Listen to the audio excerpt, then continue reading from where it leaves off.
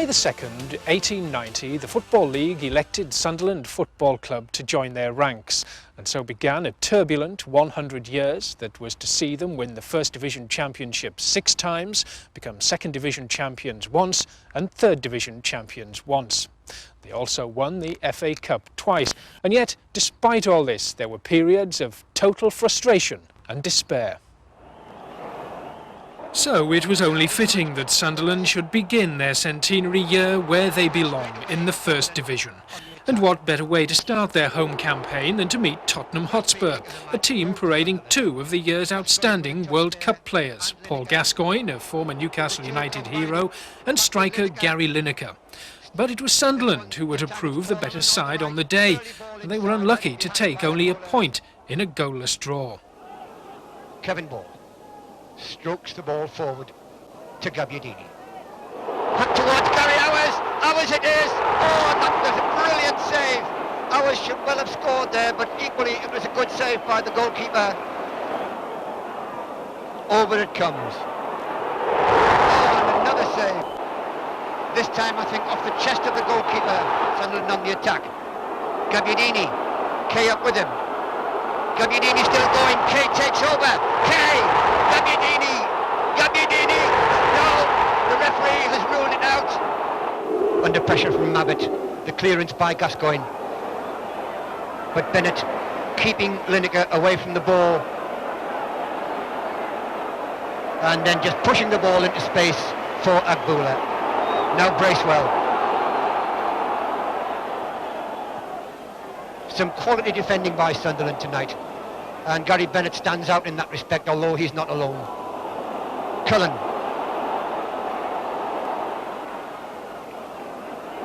Taking on Van Houw. Van Houw gets his foot there. Kay in support. It's back with Kay. Inside, wants the 1-2. It's played. Pulled back for Gabbiadini. Davenport. And somehow Spurs get that ball away. Gascoigne. Lineker, clever back heel, back to Gascoigne. Lineker going with Gascoigne, but a good interception by Bennett. But Spurs still have possession. It's Najim. Gascoigne. Bergson. Bergson on a good run. Keeps going. He's through, and a good save by Norman. But the 45 minutes are up. I'll look at the watch, but play goes on. Armstrong's flick, an important one. He found Gabbiadini. Davenport. Gabbiadini tries a shot. It's past the goalkeeper, but also past the post. But it was not at Roker Park that Sunderland began their league career on September the 13th, 1890. It was at their then ground here, just off Newcastle Road, a couple of miles away. Then it was one of the best grounds in the country. Now it's a housing estate. That very first game was against Burnley, a team only in the league by virtue of re-election. Sunderland were expected to win. Sadly, they lost 3-2. At the end of the season, they finished 7th, the only time in their first 6 seasons that they were to finish outside the top 5 places. In fact, for the next 4 seasons, the club was to prove almost unbeatable. In 1891-92, they finished 5 points clear of the second club, Preston North End, and scored 93 goals in only 26 games. That season also saw them win 13 consecutive matches between November the 14th and April the 2nd. This still stands as a club record. During that purple patch, they scored 50 goals and conceded only 11. Top scorer was Johnny Campbell, who joined the club in the close season from Scottish club Renton. He scored 28 goals in the league and a further 6 in the cup, in which the club reached the semi-finals. They went down to Aston Villa, a club that was to jinx them in the cup on many more occasions. The following season was equally good, with the club again taking the league title. This was the season, incidentally, when the second division came into being. Promotion and relegation to be decided by a series of test matches between the bottom 2 in the first and the top 2 in the second. No worries for Sunderland, who became the first club to score 100 league goals in a season, losing only 4 of their 30 games. Once again, Johnny Campbell was top scorer with 28. Some of the results during that great season would make most modern fans green with envy. It included a 6-1 away win and a 6-0 home success against arch-rivals Aston Villa, an 8-1 home victory over West Brom, and 11 goals with no reply in their 2 matches against Newton Heath. By Sunderland standards, the following year was almost an anticlimax. They had to be content with a runners-up spot. The title going to who else but Aston Villa, who also beat them yet again in the Cup. During that season, Teddy Doig made 108 consecutive appearances in goal before the run was ended. In 14 seasons, Doig made 456 league and cup appearances. He was the first in a long line of superb keepers, including Albert McElroy, who made 227 league and cup appearances in the 20s, Johnny Mapson, who spanned 3 decades from the 30s to the 50s with 385 appearances, and of course Jim Montgomery, who made an incredible 623 appearances in the 60s and 70s, still a club record for any player. In 1894-95, the title came back to Wearside for the 3rd time in 4 seasons. Aston Villa finished only 3rd and Liverpool were relegated. This was the season that also saw them beat Fairfield 11-1 in the FA Cup. To this day, still their best performance in this competition. 5 of the goals were scored by inside right Jimmy Miller.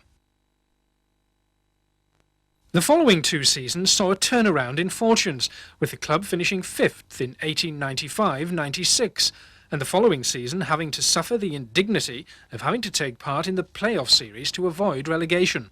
All hinged on the last match against Newton Heath. Thankfully, 2 goals by outside right James Gillespie saved the day.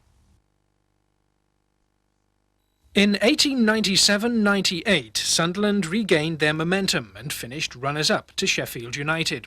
It also saw the last match at the Newcastle Road Ground, in which, on April the 23rd, the last game of the season, they defeated Nottingham Forest 4-0. So it was on September the 10th, 1898, that the club moved to its present ground at Roker Park.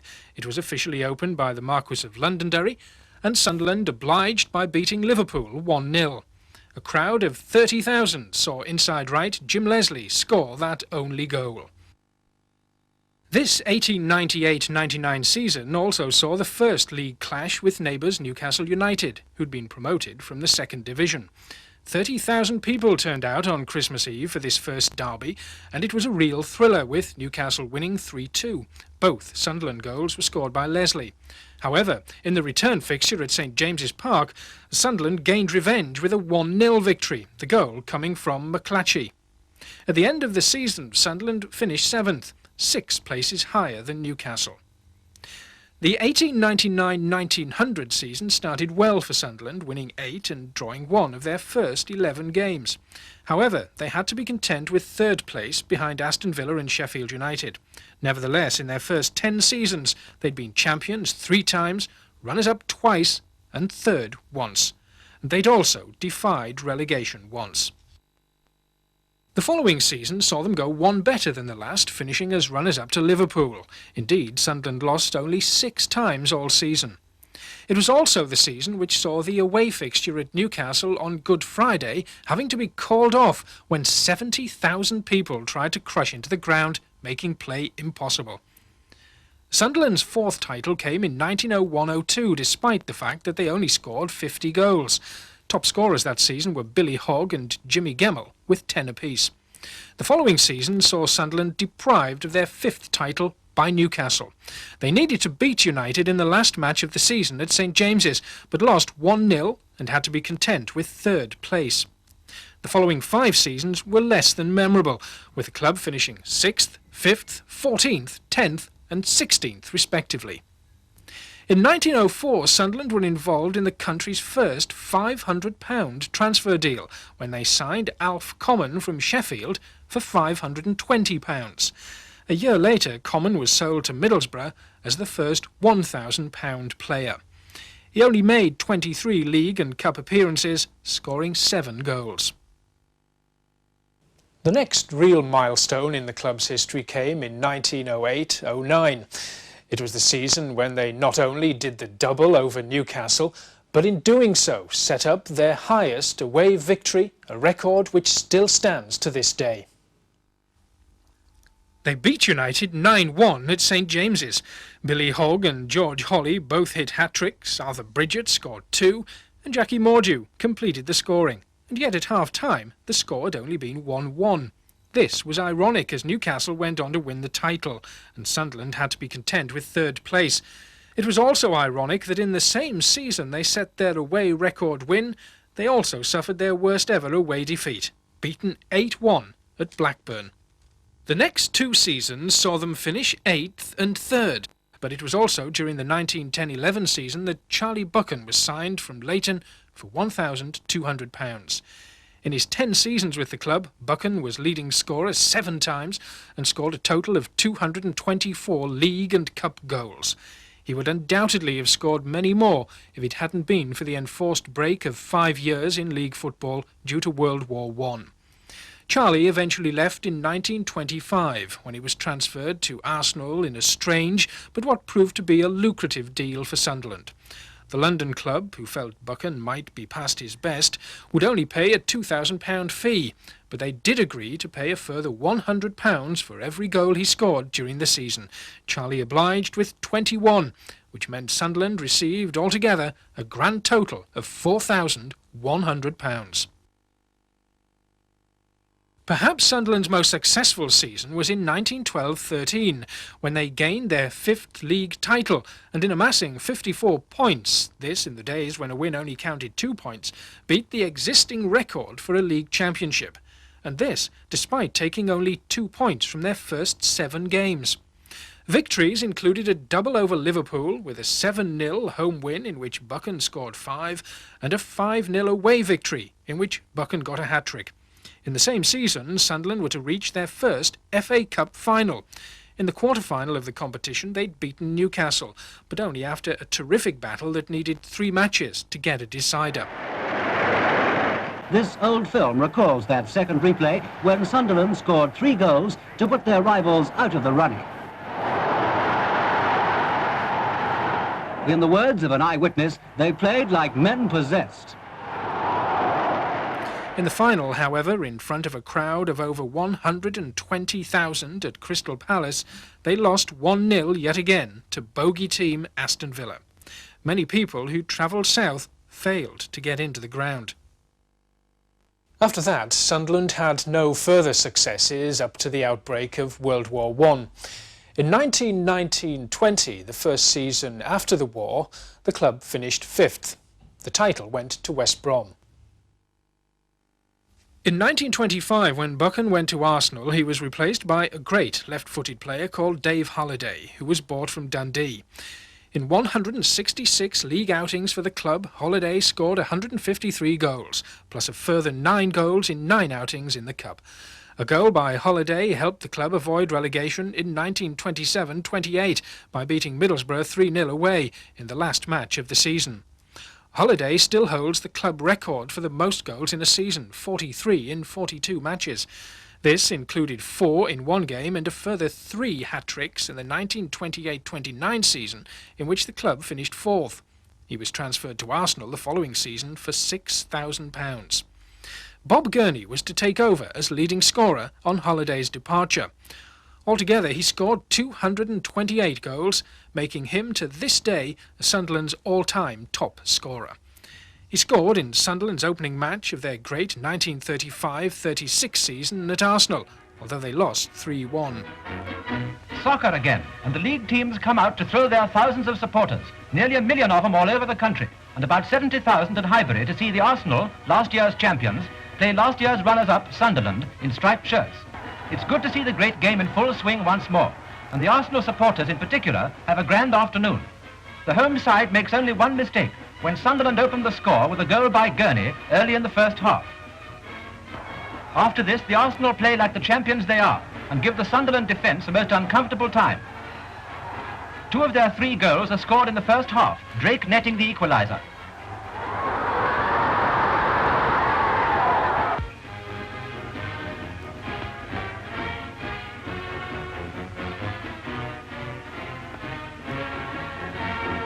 Now the Arsenal have it all their own way and keep up a continuous pressure. Dastin puts them ahead, and most of the crowd realises that soccer has really begun.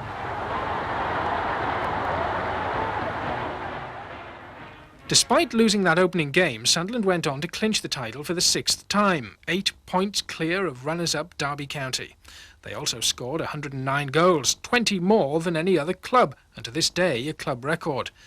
This broke Arsenal's run of 3 consecutive titles, and the home game between these clubs, which Sunderland won 5-4, has regularly been described as one of the best matches ever seen at Roker Park. They were presented with the League Championship trophy at Roker Park on April the 15th, after beating Huddersfield 4-3. During the season, Gurney scored 31 times, but that same number of goals was also scored by another player who was to become a club legend, Rage Carter. Carter had made his debut for the club in 1932, and in his 8 seasons with them he made 279 appearances and scored 130 goals in league and cup. But perhaps Carter's finest moment came in 1937, when he skippered the club to their first FA Cup, a trophy that had eluded them for 53 years. It was a wedding present for Rach, who just got married in the week leading up to the final, in which they beat Preston 3-1 at Wembley. The coaches that have brought the fans from the north are a strange sight in a London hit by a bus strike, but these supporters don't mind walking to Wembley. The final is more than a game of football, it's an occasion, and rivalries are forgotten as the huge crowd sings the traditional Abide With Me. The royal couple arrive at the stadium and they bring a guest with them, King Farouk of Egypt. Wonder which side he'll be shouting for. This is indeed a royal final. Here come the teams that have battled their way through those tense early rounds to be within 90 minutes of victory. It's a tense time for them, but they'll never forget this day. Sunderland are introduced to His Majesty by their captain, Horatio Carter. It's a few words of royal congratulation and then on to the game itself. The Preston fans are happy after the first half, no wonder. They've seen O'Donnell put them 1 goal up. The Wearsiders urge their side on, and how well they respond. The wily Burbank wins a corner on the right. Over it comes, and Carter nods it to Gurney, who heads it past Burns. 1-1, and everything to play for now. That's a goal that'll give them something to talk about in the shipyards. And there's more to come. Burbank's lovely pass finds Gurney, who moves it along for his captain, and it's Carter who slams that ball into the net. How's that, Your Majesty? What a game Burbank's having at Wembley. He spots a pass from Gallagher and chases through to make it 3-1, and proud Preston are humbled. The King won't have seen many better finals than this one. Everybody knows it's Sunderland's cup, but they forgot to tell Preston, who keep fighting every step of the way. Both sides have given everything, but the crowd won't let them stop until referee Rudd brings it to an end. It's all over, and the Sunderland side climb to the royal box, where Her Majesty will present the medals. It's Captain Rach Carter who's given the trophy so many teams have tried for. And there's a word from the Queen about Carter's recent marriage. Not a bad wedding present for Mrs. Carter. But now it's a chance for the Sunderland team to show their cheering followers the trophy. What a team! They won the league last year, and now the cup. The homecoming of the victorious team was delayed until the evening, so that work would not be interrupted. When the team did arrive back in Sunderland, there were thousands out to greet them. At the town hall, they were given a civic welcome by the mayor. Gurney's goal in that final took his all-time tally of cup goals for the club to 23, still a club record. Regretfully, it was in the 4th round of the cup that season, at home to Luton, that another club great, left-winger Jimmy Connor, had his career ended by injury. In 9 seasons he'd played 284 games and scored 61 goals in league and cup.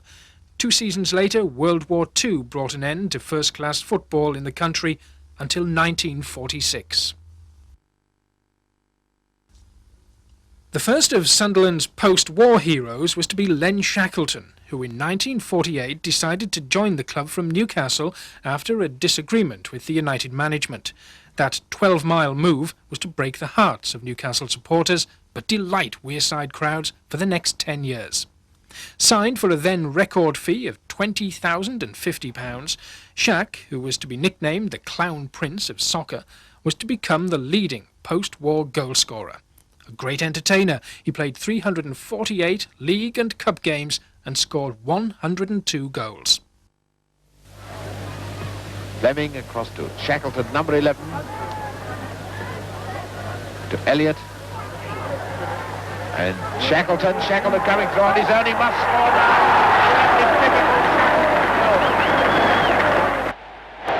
Shackleton this time for Sunderland, taking a little time, but he scores a great goal, a beautifully placed shot. The 1948-49 season saw one of the biggest shocks in the history of the FA Cup, and Sunderland were on the wrong end of it. In a fourth-round away tie against Southern League club Yeovil Town, they went down after extra time. Cup fever grips Britain and Somerset finds itself centre of the footballing world. Giant-killing Yeovil, a team of part-timers who became heroes overnight, made soccer history before an 18,000 record crowd. Having buried a second division team, Yeovil now tackle first division Sunderland, former cup winners and team of proud records. Knowing how the land lies, Yeovil are neither overawed by the occasion nor by Len Shackleton, number 10, football's most expensive player, and not even by the 8-foot slope. The Southerners play fast, open football, and encouraged by a jubilant crowd, go all out to take the sun out of Sunderland.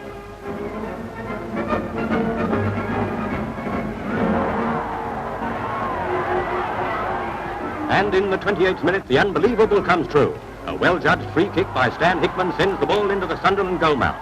It bobs around dangerously, comes loose, and with a quick turn, skipper Alex Stock slams it in.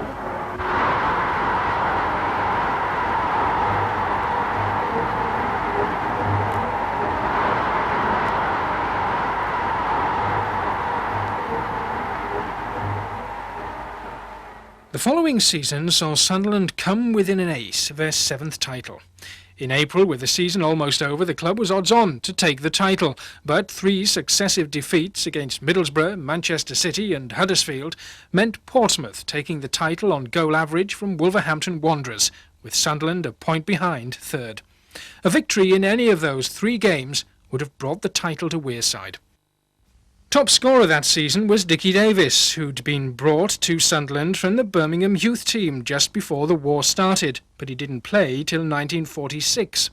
In just over 7 seasons, he scored 79 goals in 154 matches, before being transferred to Darlington. In 1950-51, Sunderland again broke the transfer record when they paid Aston Villa £30,000 for Welsh international Trevor Ford. In his home debut, Ford hit a hat-trick in the club's 5-1 win over Sheffield Wednesday. One of his shots even dislodged a goalpost. In the team during that season were 3 current internationals: Ford, Willie Watson, who incidentally also represented England at cricket, and Len Shackleton. Plus 3 internationals to be in Billy Bingham, Tommy Wright and Ivor Broadis. Yet, despite all this talent, the club could only finish 5th. One of their victories that season was against Middlesbrough. Watson, Ford, Shackleton and Wright all being in the side. Sunderland, striped shirts, were playing what might be described as a new side and were right on their toes from the start.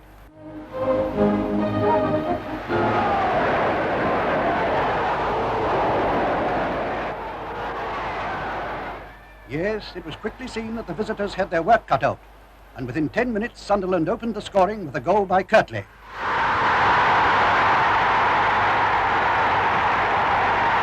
That was all for the first half, but in the second period Sunderland continued to have the best of the game, making one dangerous attack after another.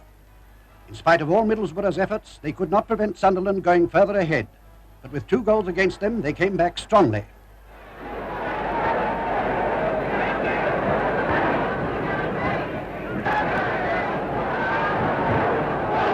During the last period of the match, Middlesbrough were working well together and putting on the pressure. They were rewarded, not with victory, but at least with a goal when Spula netted.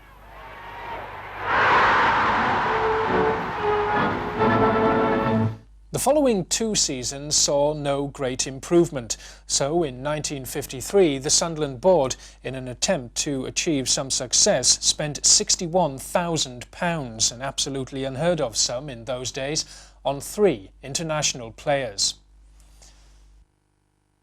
They bought goalkeeper Jimmy Cowan from Morton, centre-half Ray Daniel from Arsenal, and outside left Billy Elliott from Burnley. This led to the club being dubbed the Bank of England club. But apart from a fourth place in 1954-55, the 50s were a dismal decade for Sunderland, with little to relieve the gloom. This was especially sad because in those days the club had real support, including a 51,000 gate against Blackpool in that 54-55 season. Even this was only an average gate, because in that same season over 66,000 watched the home derby against Newcastle. An interesting match to be played at Roker in the mid-50s was in November 1955, when the famous Russian side Moscow Dynamo came to Roker as part of a British tour. An all-ticket crowd of 55,000 turned out under the floodlights for this game, but like almost everything during this era, it was to end in disappointment. The usual exchange of courtesies at Roker Park were followed by Sunderland kicking off in their floodlit encounter with Dynamo in white shirts. Sunderland, top of the league at the time, were out to emulate the Wolves and defeat the visiting Russians. But Dynamo were not going back to Moscow empty-handed if they could help it. Plenty of nice football, but no goals in the first half.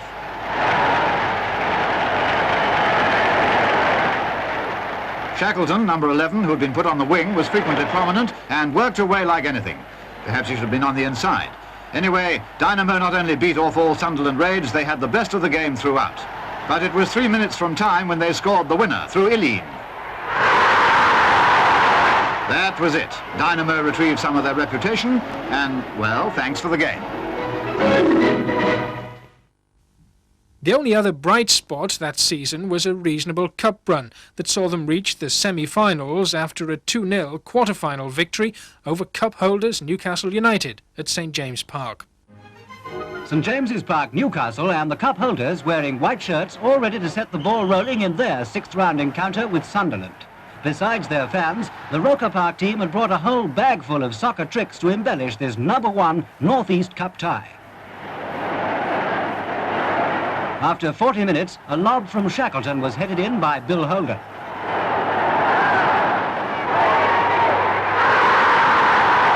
Fleet-of-foot Milburn, United's outside right, foils the Roker defence, but they hold the Geordies off.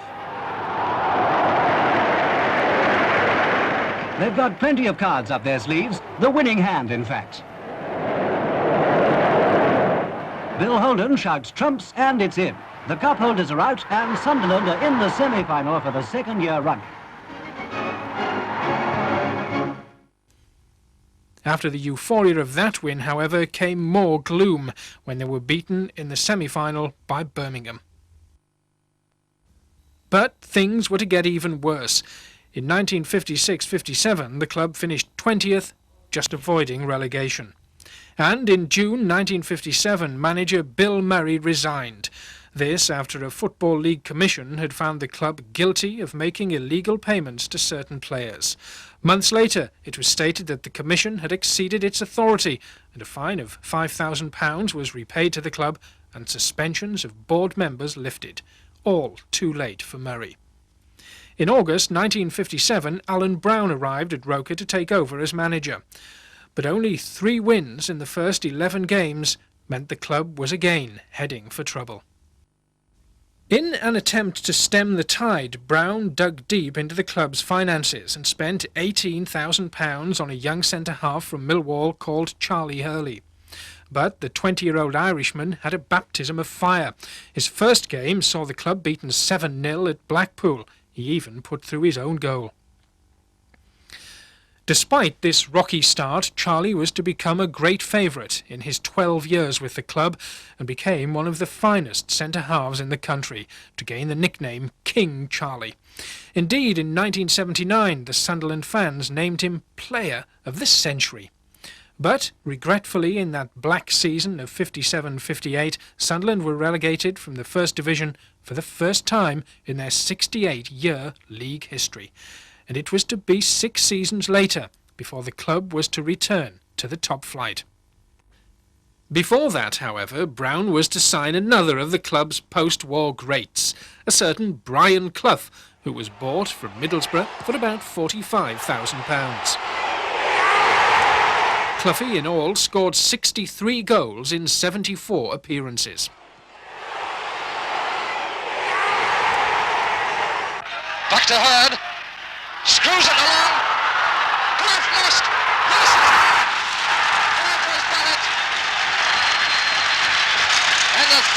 minute, Clough puts Sunderland one up. Chip, Clough's there, it's in! Oh, what a delightful header, and an even better chip. Clough with a chance. Yes, it's there! A brilliant piece of opportunism by Brian Clough. Now it's Hurd on the ball. Clough. Yes, it's there, my word. Still got it. Oh, it's there! Clough has done it again. In that 61-62 season, the club changed its strip. The black shorts changed to white, and the red and white shirts were matched by red and white socks. Brian Clough scored 29 goals, including 4 hat-tricks, and the club needed to win their last match at Swansea to gain promotion. Sadly, they only managed a 1-1 draw and had to settle for 3rd place, 1 point behind runners-up Leyton Orient. The club began the 62-63 season with confidence.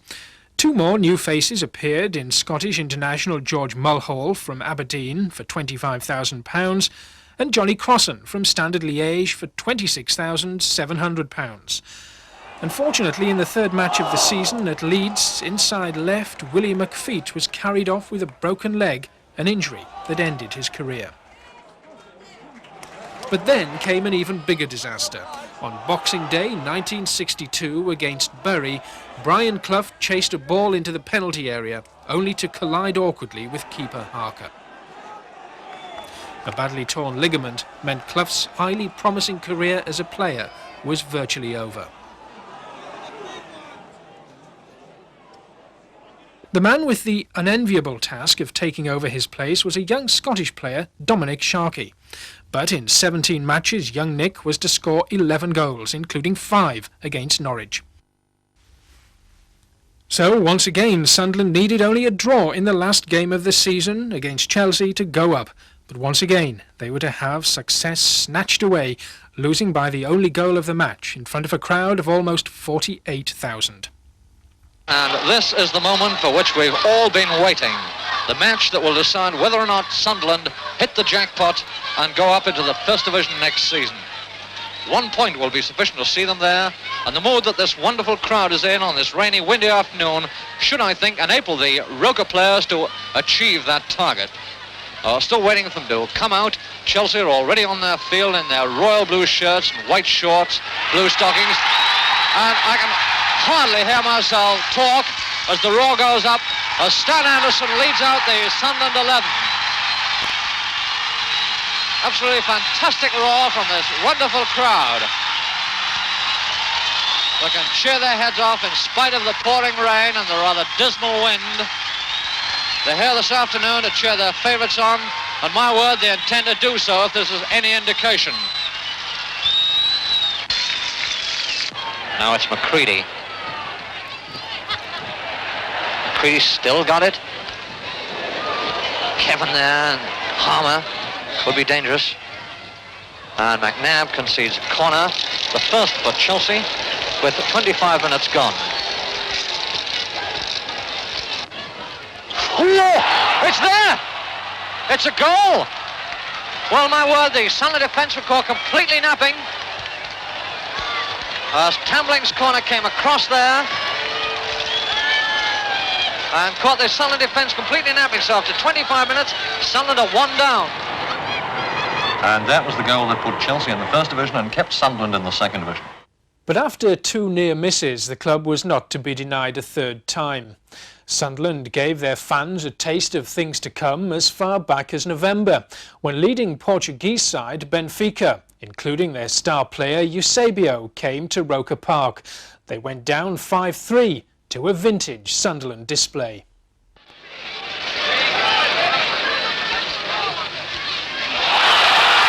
Good ball through there to Hurd. Hurd is onside, and Hurd scores. Hurd scored for Sunderland just a few minutes after the restart. Benfica kicking off again. Substitute outside right.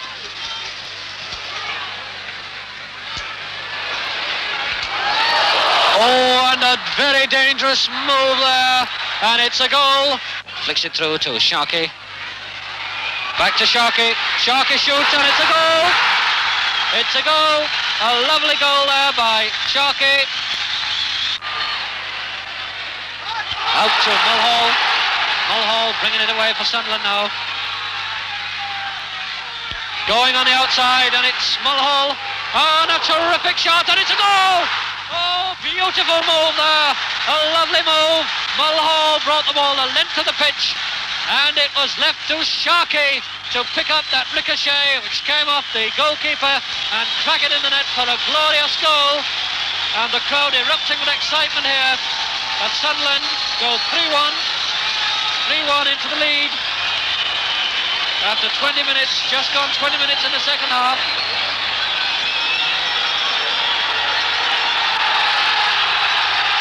Seraphim,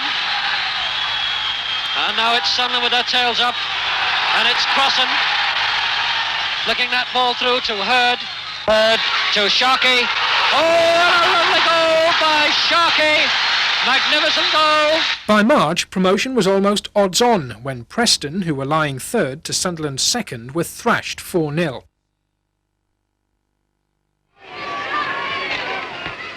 Good cross, and Crossan has touched it. He has scored, what a good cross. 25 minutes, Crossan has put Sunderland in the lead. Crossan trying to stick that one through Lawton's legs, but it's Elliott now. Shocking neat flick inside of Mulhall. There's a chance. And he fires right-handed. And it's a goal. What a wonderful goal from the outside left. After 29 and a half minutes, Mulhall made it 2-0. So it's a free kick to Sunderland.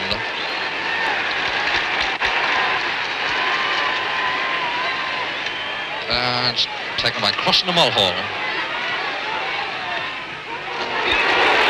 And it's turned over by Alan Kelly.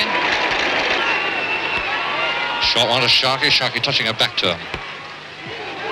Elliott going to get a goal. They touch it back to Ashurst. To Mulhall. And this time Hurd gets it stuck in. It's a goal. It's a goal. Sharkey flicks it in. 33 minutes. Sharkey flicking in from Hurd. Hurd. Usher. He tries to find Sharkey, but Tony Singleton, the Preston centre-half, is there to hold him. And Hurley beating Dawson. Now it's Hurd. Hurd forward for Sharkey. Can he reach it before Kelly? No, the Preston goalkeeper's there first.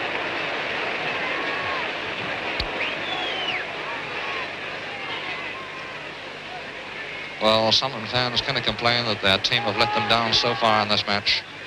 One wonders if they can add to this impressive total of 3-0.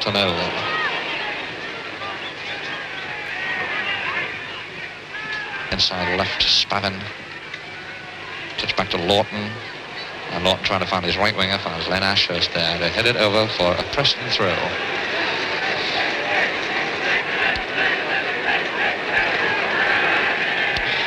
Nine minutes left in this half. And Sunderland, remember, attacking their favourite aim in the second half. Sharkey inside a Crossan. And a long ball from Crossan to Usher. And he's round the full-back.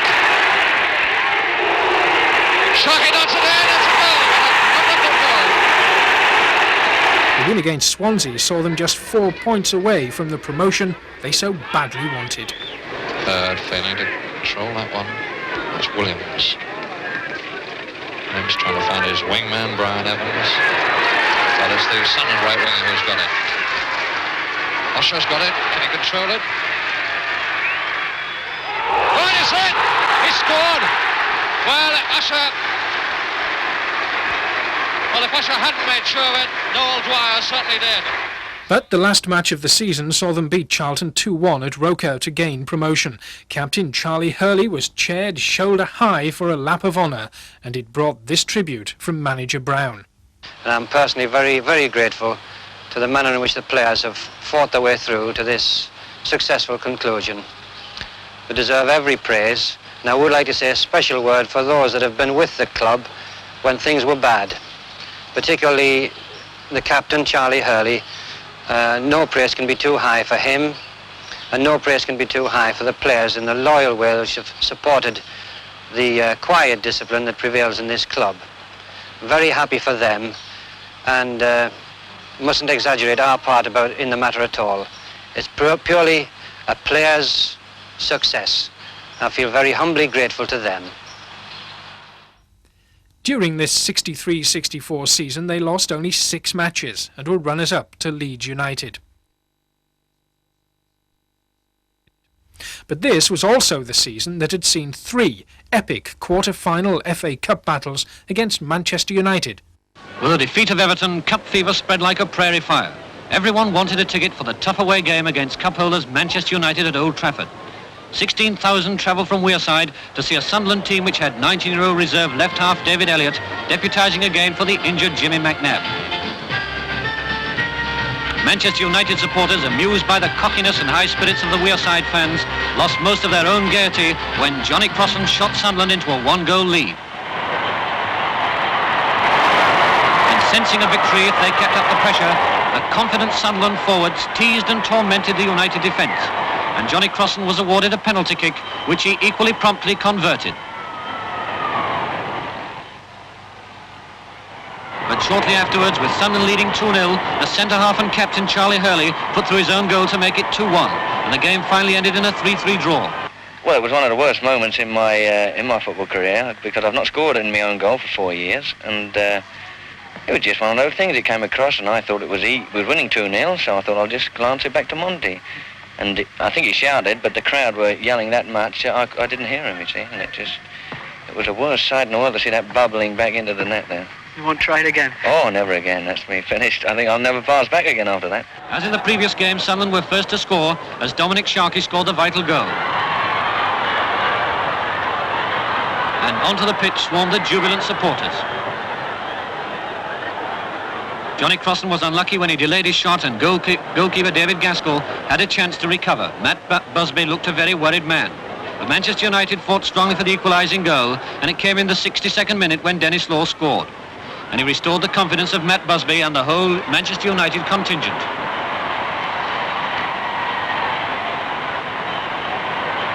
With the scores level at the end of 90 minutes, extra time was played, and a Sunderland move led to Maurice Seddis putting through his own goal, and it looked as though United were out of the cup. But in the closing minutes, centre-forward Bobby Charlton headed the equaliser. Whatever the general feelings were after the Roker incident, the second replay at Huddersfield again saw thousands of Wearside supporters making the journey. The heavy pitch was not a welcome sight. As before, Sunderland scored first through Dominic Sharkey in the 47th minute. But this lead was to be short-lived, and following a right-wing move, Dennis Law scored the equaliser within 30 seconds. The strain of 5 hours cup football was beginning to tell. Sunderland, who had the league programme in the forefront of their thoughts throughout the cup run, were no match on the night for the Manchester United side, which had rested its star players on the previous Saturday. Matt Busby's tactic, taken as a compliment by the Sunderland team, did the trick.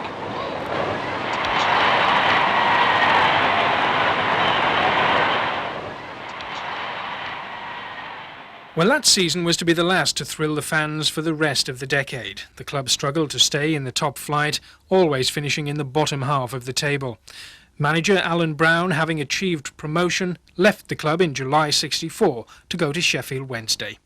To compound this, goalkeeper Jimmy Montgomery sustained a hand injury in pre-season training, and the club had to open their return to Division 1 by playing a 15-year-old keeper, Derek Foster, against Leicester City. The match ended in a 3-3 draw, and in the next 2 games, Foster conceded a further 7 goals. So the directors, who were still running the side, bought Sandy McLaughlin from Kilmarnock to take over. That match against West Brom also saw Brian Clough achieve a lifelong ambition to play in the First Division. But after a 20-month layoff, it was to be a fleeting comeback, as he was to play in only 2 more games, scoring in 1. When he was offered the manager's job at Hartlepool in October 1965, He was asked how difficult it had been to make the transition from player to manager. Perhaps difficult is not quite the right word. It's been hard work more than anything else. Hard work to adjust to dealing with players instead of being a player yourself. Do you still miss the big-time atmosphere? Not so much a big-time atmosphere. What I do miss, very, very much indeed, and I'm conscious of it all the time, is playing the game. In November, former England international fullback George Hardwick was appointed manager, but after only 18 months he was relieved of his duties. Scottish national manager Ian McCall took his place. He fared little better, with the club always struggling. Then, in 1968, McCall left, and to a somewhat mixed reception, Alan Brown returned to the club. But in 69-70, the club reached a low ebb. Beaten in the League Cup by a third division side, Bradford City, beaten in the FA Cup by second division Leicester, and then finally relegation after finishing second bottom. They won only 6 games, their worst record since their very first season in the league in 1890. They had a bad opening to their second division campaign, finishing only 13th, but during that season centre-half Dave Watson arrived from Rotherham along with Dick Malone from Ayr. These signings, coupled with Brown's youth policy, started to pay dividends, brought improvements, and in 1971-72 they were battling for promotion. But 2 bad home defeats near the end of the season meant they had to be content with 5th place. So Sunderland set out with high hopes in the 72-73 season, but with just 4 wins in the first 14 games, they found themselves struggling at the wrong end of the table. Brown was relieved of his duties in November and was replaced by a manager who was to become a legend, Bob Stokoe. Bob, what's it feel like to be back here in the northeast, and particularly at Sunderland? Well, I'm very thrilled about it, George, really. I've been quite excited the last couple of weeks while all the speculation's been going on, and when it was clinched last, it's the sort of end of an 11-year dream, really, because as I left as a player, I always sort of vowed that I would come back as a manager one day to the northeast, and it's the first part of the fulfillment anyway. Never kidded anyone at any time that it was my ambition to turn to the northeast as a manager. I played all my career here in front of the Geordie people who I've always loved, and now the opportunity has come, and that's the main reason. Whether it had been anywhere, whether it had been the bottom of the league, the top of the league, it was just a question that I'm back home again and looking forward to it. A new spirit came into the side and they shot up the table, finishing 6th. But the real fairy tale was in the FA Cup. Yet in the 3rd round, only a late equaliser by Dave Watson at Notts County prevented an early exit. They won the replay only to face another 2-game cliffhanger against Reading. Sunderland had been lacking a good centre-forward, but the arrival of Vic Hallam in the February solved that problem. The 5th round saw Sunderland meet the Cup favourites Manchester City at Main Road. This is the danger man. Doyle, pull back for Towers, good shot! What a goal! Fine goal by Towers.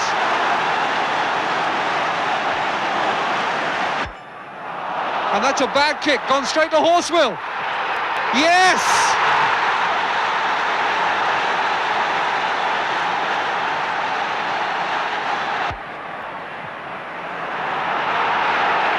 Stewart playing it for Hughes, who is onside. Corrigan has come out and is in danger here. Yes!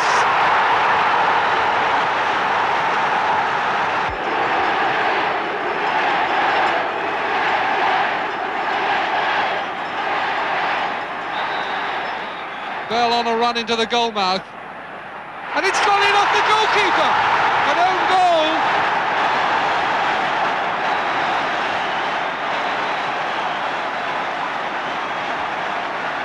Jimmy Montgomery's face said it all, but it was a very good corner from Summerby.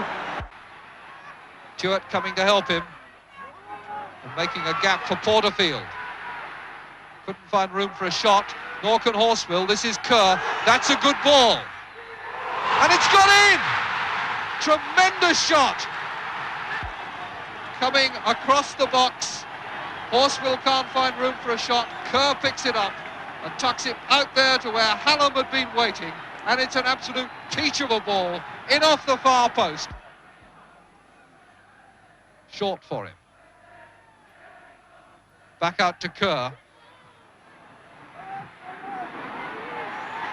Hughes still trying to find a way through and succeeding! What a superb goal by Hughes! Sunderland are clearly going to make this some game. Hughes really didn't look as though he had a chance after the first shot had bounced out. Very skillfully found the space and hammered it past Corrigan. They just cannot find room. There are no gaps. Donachie running on. And tremendous defensive work by Tuart. And there's Bell. Or was it Marsh? It was Marsh's shot. The ball deflected into his path and cleared. Marsh really thought he'd been given one then. Doyle. Towers. Doyle again. Bell waiting at the back of the box. That's the pass aimed for his head. There's the nod down and Lee going in. Got it. Well-worked move brings Manchester City back into the game. 6 minutes into the second half. It's Hallam barged off it by Bell. Two men in the middle waiting for the cross. Lee! Well saved by Montgomery. Lee really thought he'd done it then.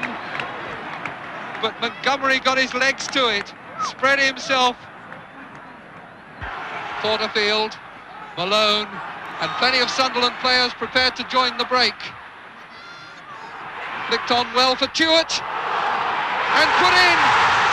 Hughes has done it. 3-1.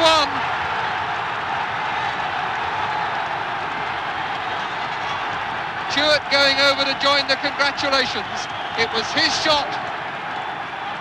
The ball pushed through very nicely indeed for Tuart. A good shot that the goalkeeper half stopped. Kerr might have done it, but Hughes was there and gets his second goal of the game to make it 3-1. Tuart, the man who made the cross. After that great victory, it was almost an anti-climax to meet sixth-round opponents Luton Town.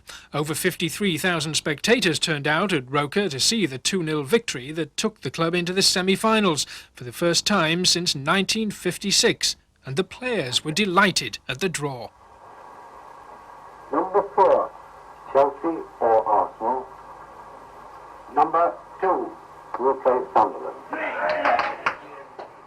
Arsenal, who'd appeared in the last two cup finals and going for a record third, were now firm favourites to win the competition. But Sunderland had other ideas.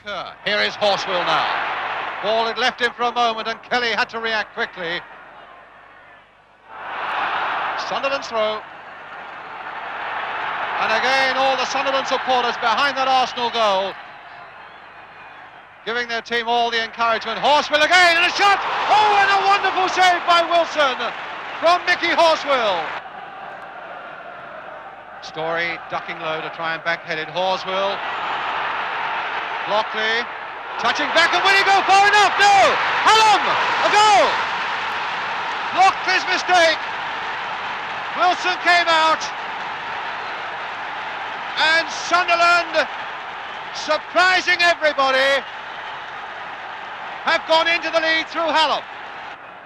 Rice with the free kick. Lockley right up there to try and make amends, and Horswell kicking off the line, and Armstrong going in, and Porterfield getting it away to Tuart. McNabb. Malone.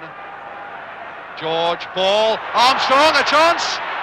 No, and it won't come yet. Maybe it will now. Oh, and it went against the post and behind. Story. But Horswell again there for Sunderland. And Hallam is first on the break. Still Hallam. And still Hallam. Oh, and a great save by Wilson. And Wilson is furious with that defence around him.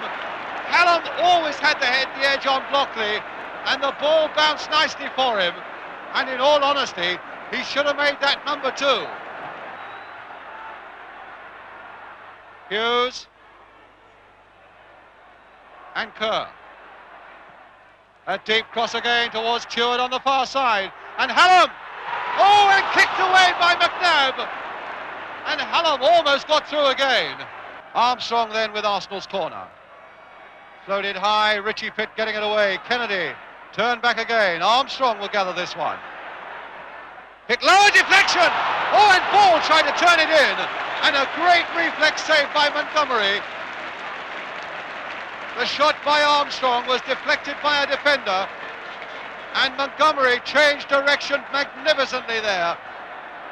And then beat off the challenge by Ball. And Sunderland with another throw. Stewart coming hard towards it. And it's there! Billy Hughes with the header! And Wilson could only put it into his own goal. And now the task for Arsenal is enormous.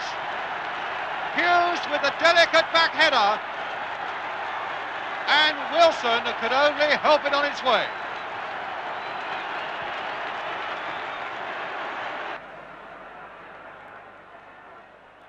Simpson. Oh, Kennedy and Charlie George! Yes! Charlie George! Well, that really does give this tremendous semi-final a magnificent last 5 minutes as that ball came across. First one had a go at it. Then it came through to Charlie George, left foot. Montgomery just got a hand to it, but couldn't stop it crossing the line as Wilson takes the goal kick. And Sunderland, since the arrival of Bob Stokoe in November, and they've lost only 2 games since then, have still got to hold out as Radford crosses it once more. And again Montgomery went in, and it's a corner for Arsenal. And really there are just seconds left now. And it's all over! There aren't enough seconds, and Sunderland are through to Wembley. The side that has lived of late on the rising passions of North East football have given the North East what they've so dearly wanted. And the Sunderland fans are going crazy, and the photographers in their hundreds are surrounding Bob Stokoe in that Sunderland bench, the man who has revitalised and transformed football in the North East. Sunderland, the deserved winners of this semi-final. Arsenal 1, Sunderland 2, and the hugs are for manager Bob Stokoe. A man really who has performed a miracle at Sunderland. Goals by Hallam and by Hughes.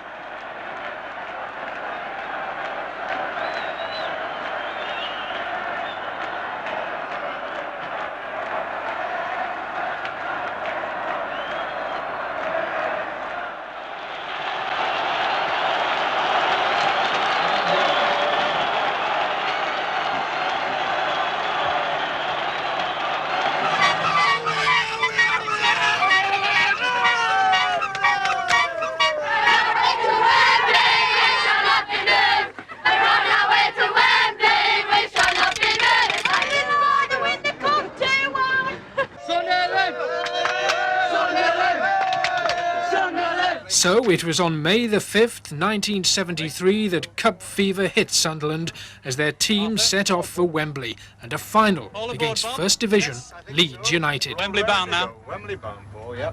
So this is what we would say a very unique day. The fact that people have been prepared to alter their wedding arrangements for the football final has taken us by surprise. And we're having a very, very quiet day here in the Register office in Sunderland. Well, we're going for a drink now, and then after that, the girls will be going back to the bride's house, and then we'll be going to the club to say the match. So the men will be on their own? Oh, definitely this afternoon. The girls have to find their own pleasures. Oh, yes, I'm going to see Jimmy, my son-in-law. He's Sunderland goalkeeper. Think he's going to keep them out? Oh, yes, he'll keep them out. He will, he'll do that. Are you thinking of a score? Do you think you're going to forecast a score? Well, I said 1-0. Hallam's got away from Madeley there, all right, and he's got Porterfield down the left. Stewart inside, calling for it from Porterfield. Hallam slips over, and a great shot there by Billy Hughes. Took it well on the run, and was just a couple of yards too high. Coming up to a quarter of an hour gone, and absolutely nothing to choose for the inside so far. Guthrie again.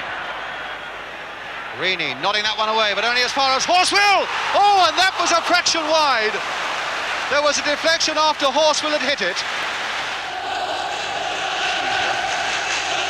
Giles, a long sweeping ball again towards Alan Clark.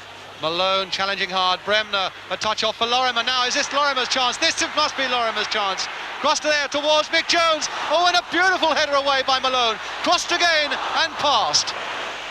Hughes moving just a little easier now. And now it's with Kerr. And that must be Harvey's, but he's under a lot of pressure.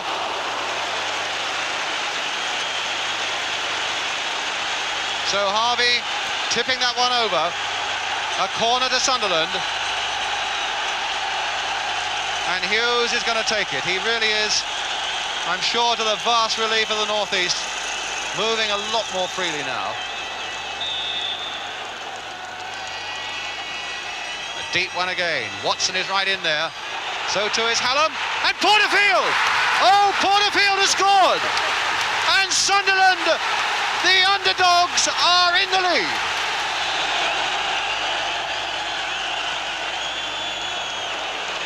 Bremner was closing very quickly, but not quickly enough. But Cherry taking possession and finding Madeley. And there's room ahead now for Madeley to begin one of those runs. Reaney away on the right for him, but here's Clark in a lot of space. And Clark denied at the very last by Dave Watson.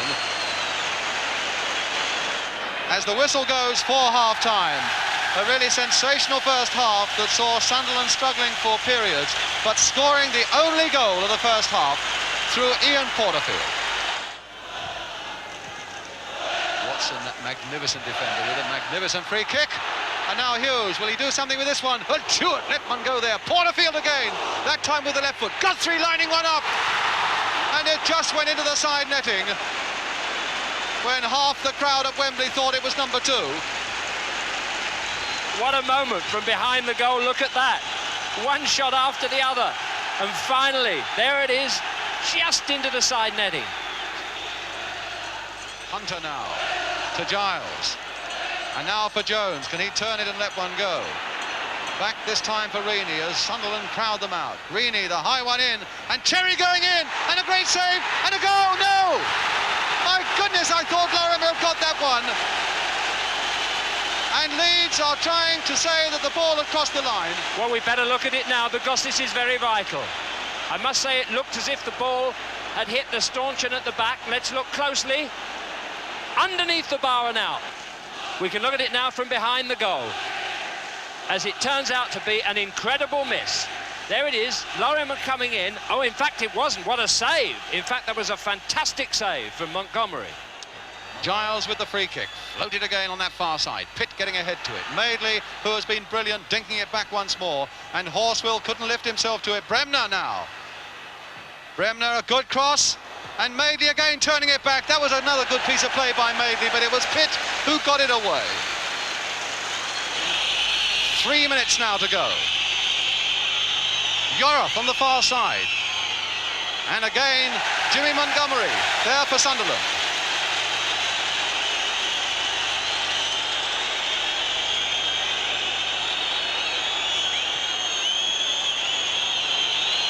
Hallam and Reaney. Hallam just lifting it over Reaney, and he can't really run after it, but he's saying that'll take Leeds a few more seconds to get it back. The crowd are lifting this stadium still more. There's Hallam, a man who's given just about everything he can give, as indeed all the Sunderland players have, and Leeds are still coming for them. Giles with Reaney again making one of those good-looking runs on the right. Another cross, and again that man Watson is there, and it's with Hallam.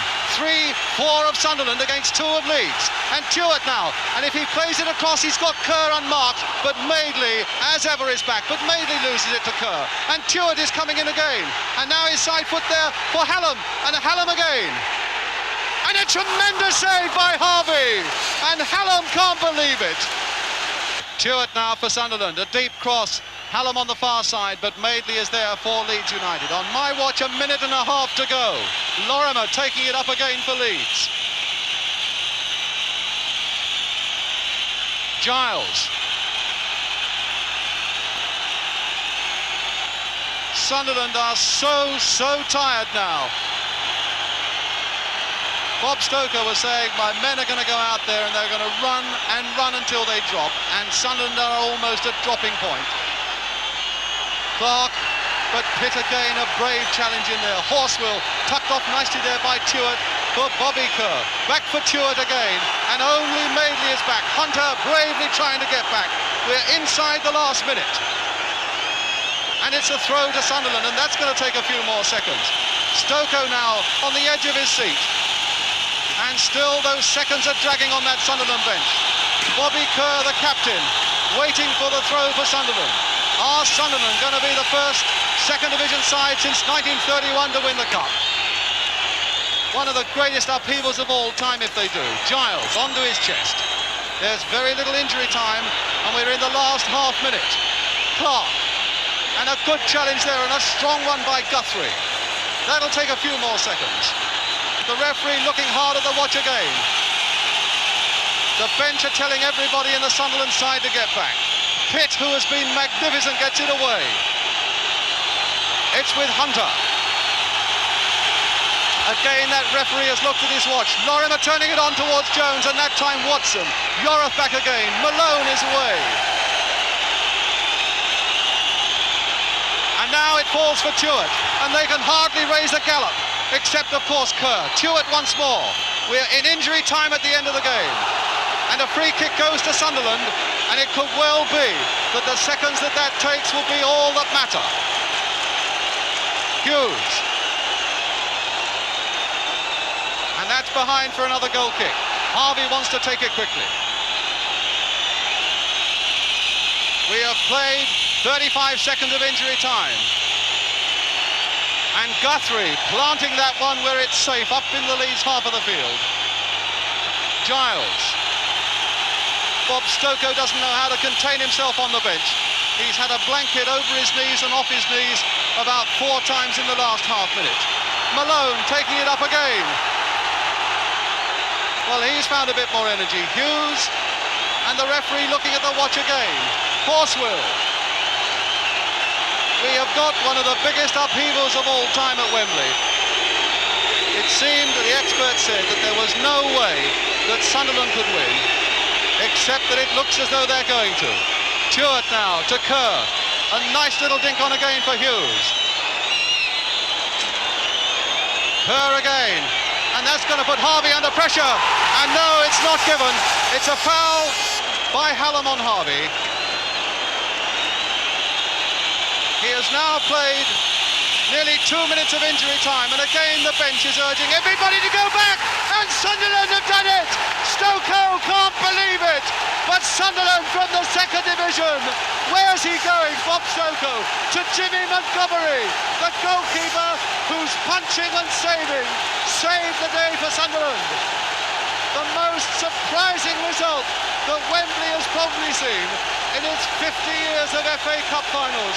Porterfield, the man who scored it, and Watson, the man who stopped Leeds United from getting an equaliser. The unbelievable has happened at Wembley.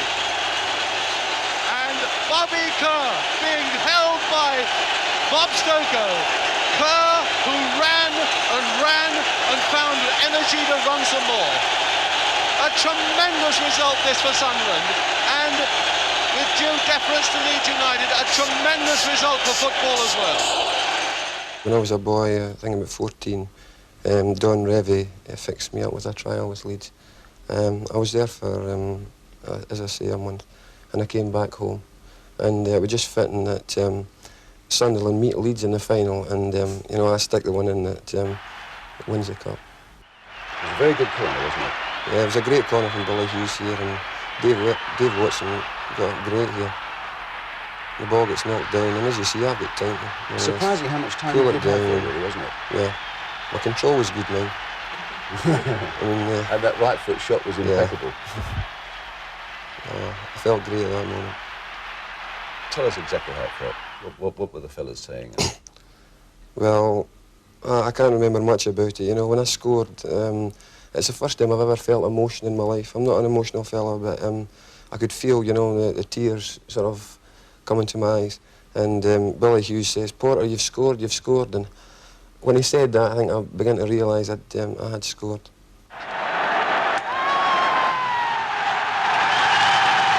Hurrah, the lads! Bob Stokoe quite rightly joining in that lap of honour with his players. That's what you call a tracksuit manager. And they came down in their thousands from the northeast.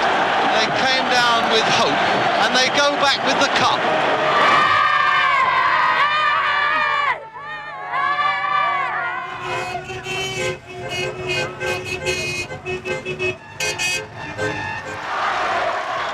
And the homecoming was just as emotional, with thousands thronging the streets to pay homage to the cup winners.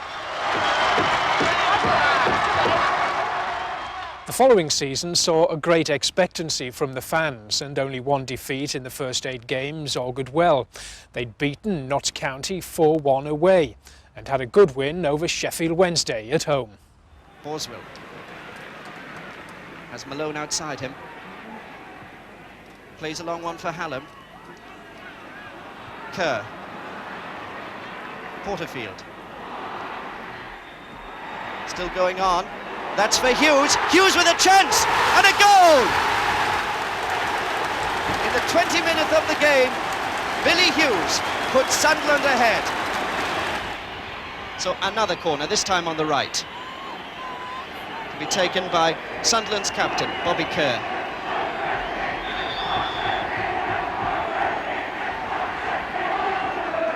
Outswinger.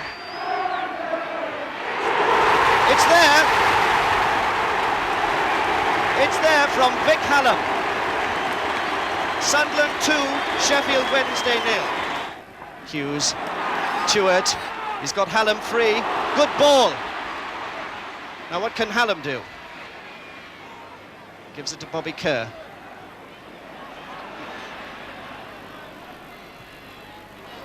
Porterfield. What a goal!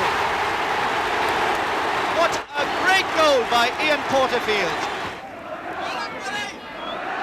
Bernard Shaw. Sunley. Coyle to hit one. And a goal! 3-1. Good afternoon, ladies and gentlemen. Please be seated. In January, the town of Sunderland gave both the club and Bob Stokoe the ultimate accolade when they gave them the freedom of the borough. On behalf of the council and the townspeople, it is my pleasure to call upon Mr. Stokoe and Mr. Collins to sign the Freeman's Roll.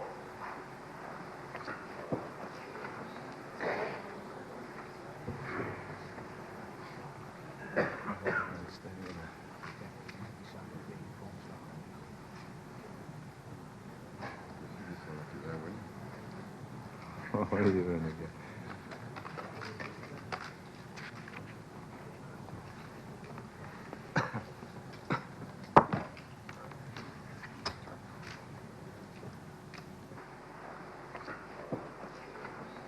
It is my pleasure to express congratulations to Mr. Robert Stokoe and Mr. Keith Collins as chairman of the Sunderland Association Football Club on their admission as honorary freemen of the County Borough of Sunderland.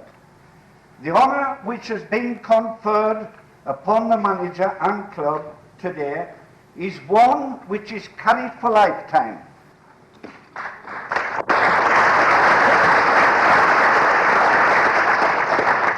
Mr. Mayor, Your Grace, Aldermen, Councillors, ladies and gentlemen,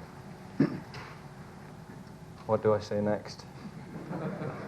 I've got my chairman on my left here who is going to follow me with a speech, and it's been made very, very clear to me that I mustn't step on his toes in any way at all. So already he's poor ranked on me. The one pleasing thing to start with, that I got 52 votes to the club's 51.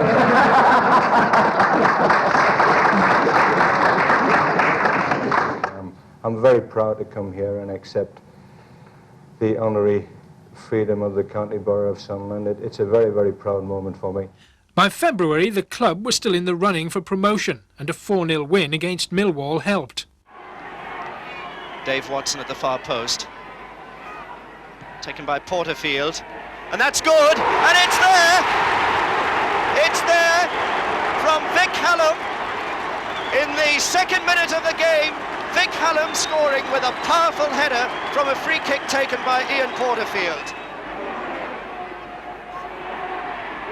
Malone beating Boland.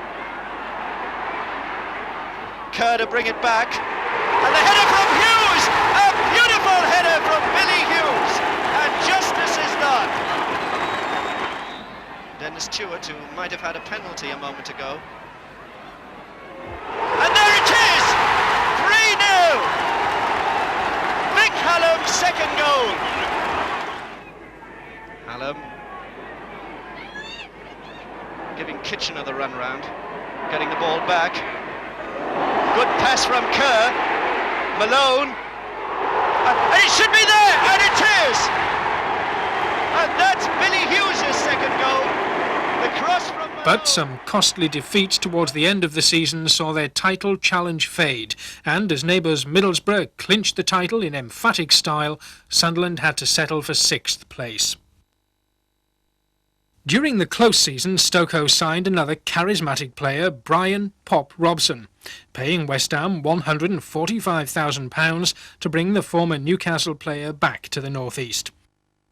Joe Bolton with the free kick for Sunderland. And Robson, yes, it's a goal. And Malone, as usual, coming to join in the attack. It's Hallam. Robson is behind you, and he's there.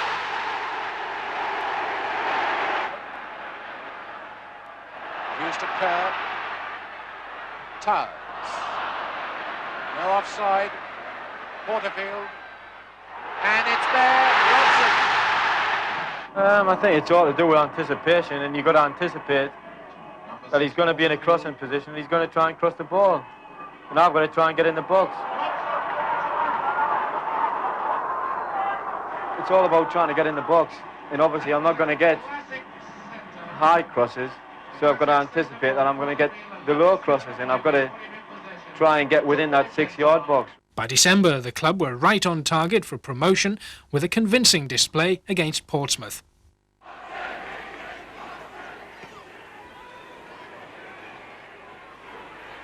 Robson, Hallam, there. 32 minutes, and the corner has paid off. Kerr. And Martinez Wilson. Terrible pass. Kerr. Robson. Towers.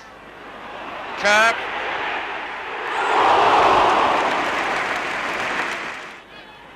Wilson once again for Portsmouth.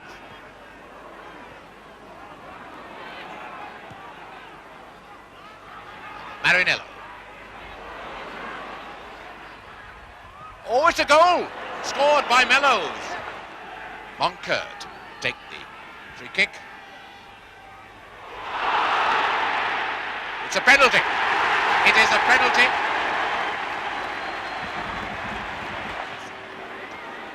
David Best facing now Billy Hughes. Two goals to one.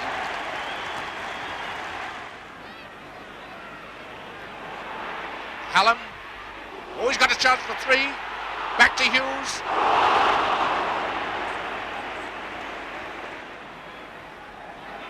Mellows. And I've got the goal for Portsmouth.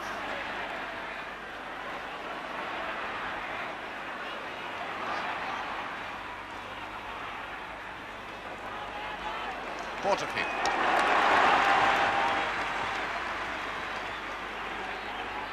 Malone to Kerr. And Malone. It's 3-1.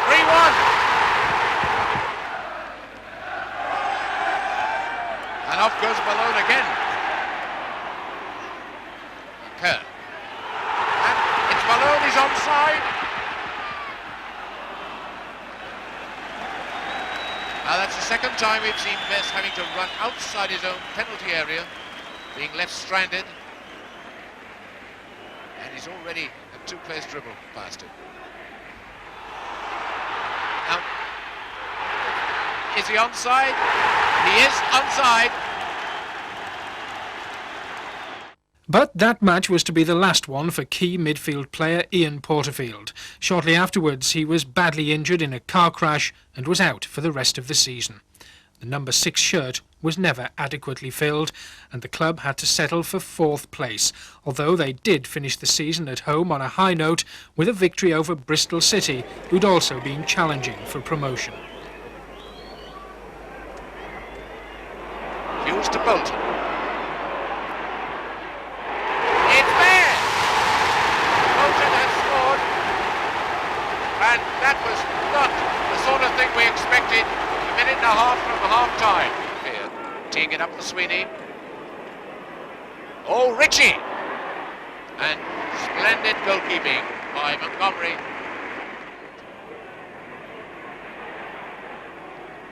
Kerr with the throw to Watson.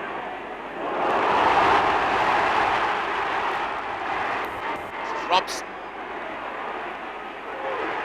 That's a goal! A goal, oh goal, by Emmanuel.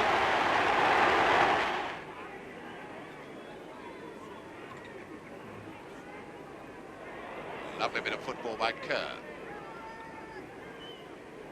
Malone to Tars.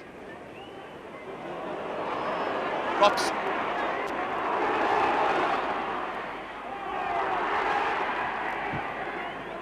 Good tackle by Collier. Just about 2 minutes left. That's Robson. Hughes to Kerr rather. Now this is Hughes. And almost another own goal and Belton has scored. And so in the dying minutes, it's 3-0. But after so many near misses, the 1975-76 season was to see Bob Stokoe complete a great personal double. After winning the FA Cup in 1973, he took Sunderland back to the First Division. A great start to the season saw them win 13 of their opening 20 matches, including a 2-0 win over Oldham back in November, in which Robson scored twice. Malone. Well, certainly Dick Malone can hit them when he gets half a chance.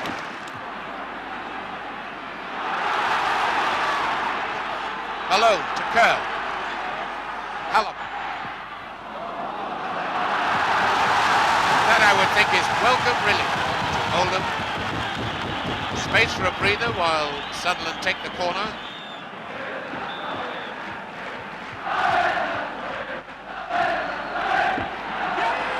And it's a goal scored by Robson. And that one beating all the defenders. Clark to Kerr, number 7.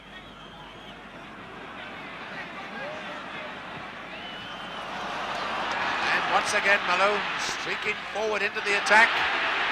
He's down and up very quickly. And Robson. What a great save with the foot.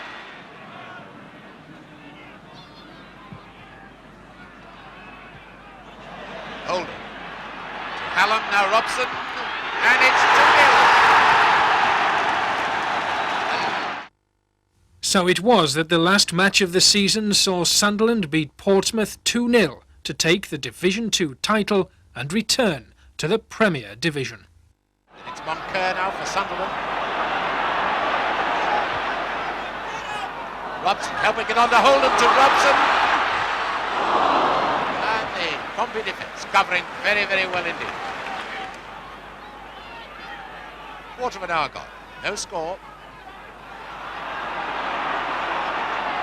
Train deciding to try and change them with that ball to Holden. And fine goalkeeping by Figgins. Off the mark.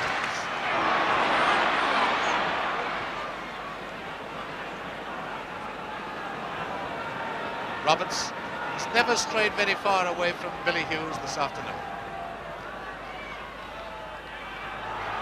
Bolton. That'll do. That is a goal all the way. Trey. Holden. Train through to Kerr. Holden on the left. Oh, that nearly squeezed in between goalkeeper and post. Kerr with the corner. Towers.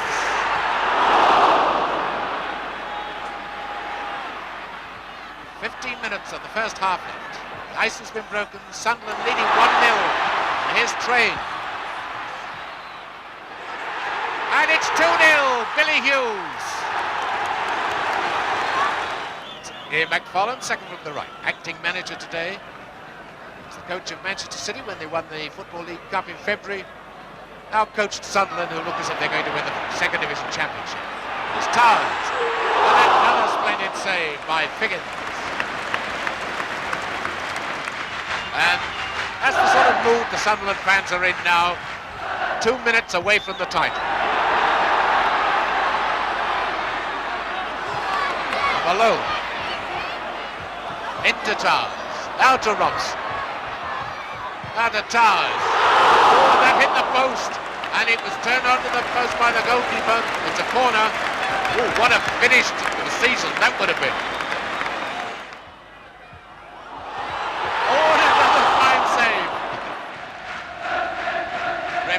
Looking at his watch, and the whistle has gone, and Sunderland are the champions, and Roker Park rises to them. The Portsmouth players congratulate them, and the referee congratulating the Sunderland players, and the stand rises the Sunderland team for the first time in the club's history. Sunderland are second division champions, and that's an honour they don't want to win again. And so, for Sunderland, it's goodbye second division, and here we come, the first division.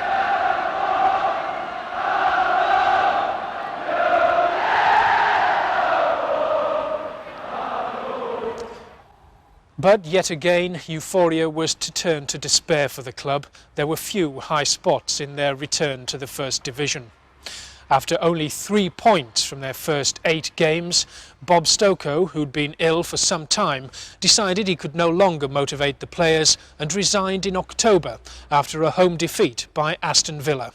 It was to be a month before he was to be replaced by Jimmy Adamson, by which time the club were in the doldrums. Then, in February, when all looked lost, the club found a new lease of life that nearly ended with them avoiding relegation.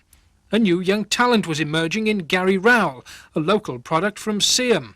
There were some great results, including a 6-0 thrashing of West Ham. John Radford, former Arsenal and England star, being beaten by Gary Rowell. And a chance there, surely, and it's the first goal, yes, and a beautiful goal scored by Holden. Bolton. Holden. And Days losing out on it. Now Rowell trying to take his time, beaten by Bill Green. Now back comes Sunderland, Rowell again, and he's got the second. And that really was well worked. Bobby Kerr, the Sunderland captain, to take the corner kick. Game missing that one. And it's a goal, yes, scored very cheekily by the number 9, Mel Holden.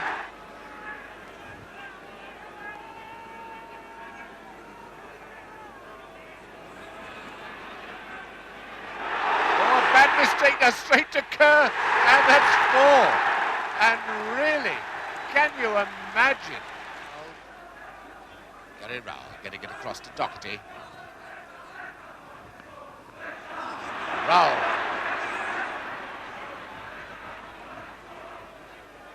Back to Kerr.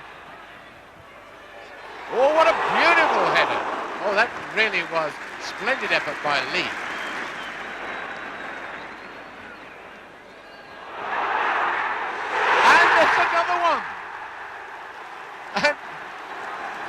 Gary Rowell, who makes it 5.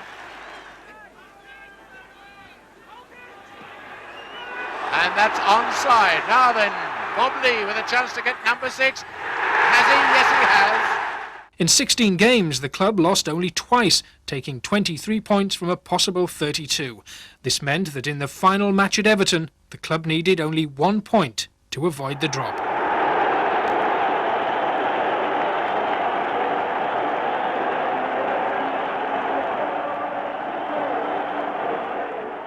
Sunderland had a chance to take the lead with a shot by Kerr, but it was blocked and Holden, following up, couldn't get to it.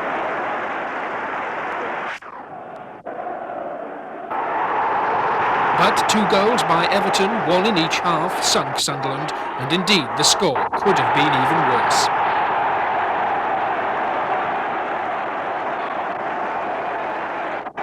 You've just come out of the Sunderland dressing room. What is the feeling? Very disappointing. There's a few of the young lads I think are really low, and there might be 2 or 3 tears coming out of them, you know. I think we're very lucky not to get a goal. Everton could have scored 2 or 3 more if it hadn't been for Barry Siddle's brilliance. So, after only 1 season, Sunderland were relegated, but not without controversy. The 2 other clubs who could also have been relegated, Coventry and Bristol, played each other that same evening. For some reason, the match kicked off 7 minutes late, and the Sunderland result was announced before the end, meaning from there on in, both teams just went through the motions, knowing they were safe. Perhaps it would have made no difference, but nevertheless, Coventry were reprimanded by the league. The following season saw another new talent emerging. Again, it was a homegrown youngster, Sean Elliott, from Hayden Bridge. One of his goals came in a 3-1 victory over Oldham. Elliott with the free kick.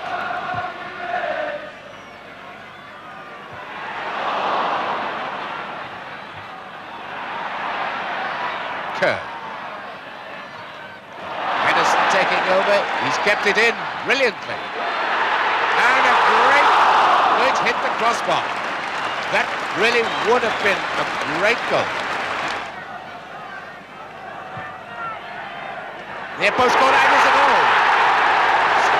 Beautifully nudged in by Sean Elliott. They're going to be teed up for somebody. Ashurst 2-0. Oh, that really did go in like a bullet.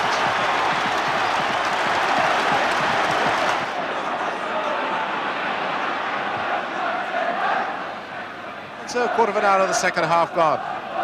2-0, Sunderland lead. Oh, chance enough for Lee to make it 3, and he has done. Despite finishing only 6th in 77-78, the club ended the season with a flourish, even beating one of the clubs to be promoted, Tottenham, on their own ground in the penultimate game of the season. So away we go, Sunderland in blue shirts and white shorts. Spurs in white shirts, attacking the goal to our right at the start of a really critical week for Tottenham. 3 games left. Today's at home in midweek against Hull and away to Southampton next Saturday. And really at this precise moment, disregarding results in other games, Spurs want 4 points for promotion. And they could well do with 2 of them today, and Peter Taylor going in! And a goal! In 28 seconds, Spurs going to the lead. So it's Henderson. Kerr, Rostron. Perryman there with him. Doherty turning it in to Gregoire. And Rowell. And Rowell! 1-1. Jones playing it back again for Holland. Will he let one go this time? No, it was Rowell who got in the way, and Rostron who can bring it out. Gregoire and Lee are up for him. And coming up fast here is Mick Doherty. What a good break by him. As a cross towards Bob Lee on the far side. The header there. And it's into the net by Lee. And Spurs are behind. Elliott. Away to Lee. Well, if Spurs don't watch it, they could be caught out again. They've got a lot of men forward and they've got to bring them back. And there's Kerr onside. Linesman kept his flag down, played it again, and another goal by Lee, 3-1. Hoddle. Played for McNabb.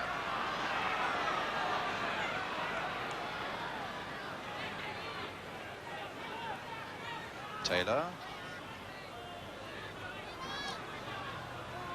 Hoddle again.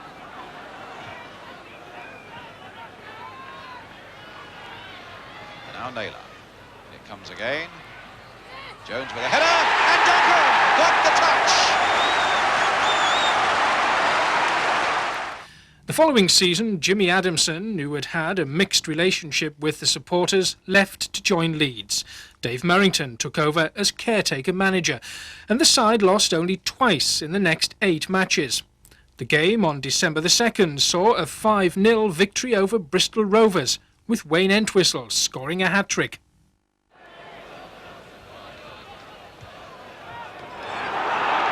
Entwistle racing onto that one, and that's done it. The referee takes one look at the linesman, but that's the break that Sunderland needed.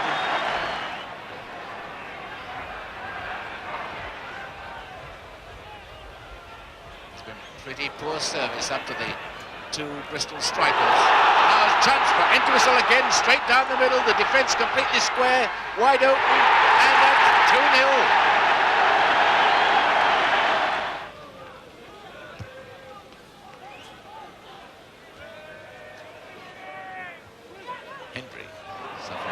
Inches then, and the ball runs loose to Henderson. Neatly taken by Roston. Henderson once again. And it's a goal! That's it, the hat-trick!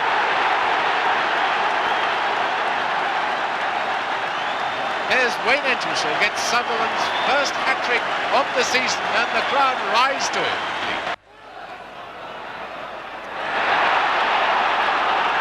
Great effort by Bob Lee. Rowell going down the middle, calling for it. There's Rowell, gets on the right side of the defender. Dave blocks that first effort, still with Rowell. Entwistle. Oh, Lee must. Yes. Well, he could almost, as they say in the old days, could have taken the lace out of the ball. Buckley. To Lee. Joe Bolton, in comes Entwistle from the right. Oh, it's you would hardly believe it. Gary Rowell at last has got his name on the score sheet, and again the man who makes the pass inside was Wayne Entwistle. Despite this, however, Billy Elliott was brought in shortly afterwards, with Merrington staying on as his assistant. With only 2 games to go in the 78-79 season, Sunderland were top of the table, but then came an unexpected tumble in their home game against relegation-haunted Cardiff City. Ronnie Moore made a good run, beating Joe Bolton and keeper Siddall to score Cardiff's first. Sunderland looked set to equalise with a penalty, but Rostron's shot was well saved. Cardiff's second goal came from a corner after a deflection off a Sunderland defender. Ray Bishop scored. From the corner, Jackie Ashurst pulled one back for Sunderland, but the final scoreline, 2-1, was not enough. That game was a major disaster, although they did put themselves back in with a chance with a win at Wrexham in their final match of the season. Giles. That's a good one, but Siddall has got it. No, he's lost it and it's turned in, and the goal is given to Jerry Jones.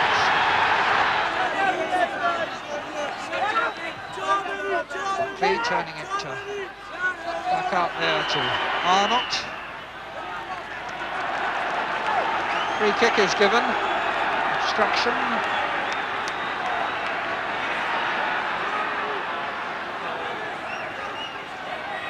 I don't suppose Arnott will be too displeased about that. Makes the angle a bit more interesting for him. And the goal has gone in from Rostron.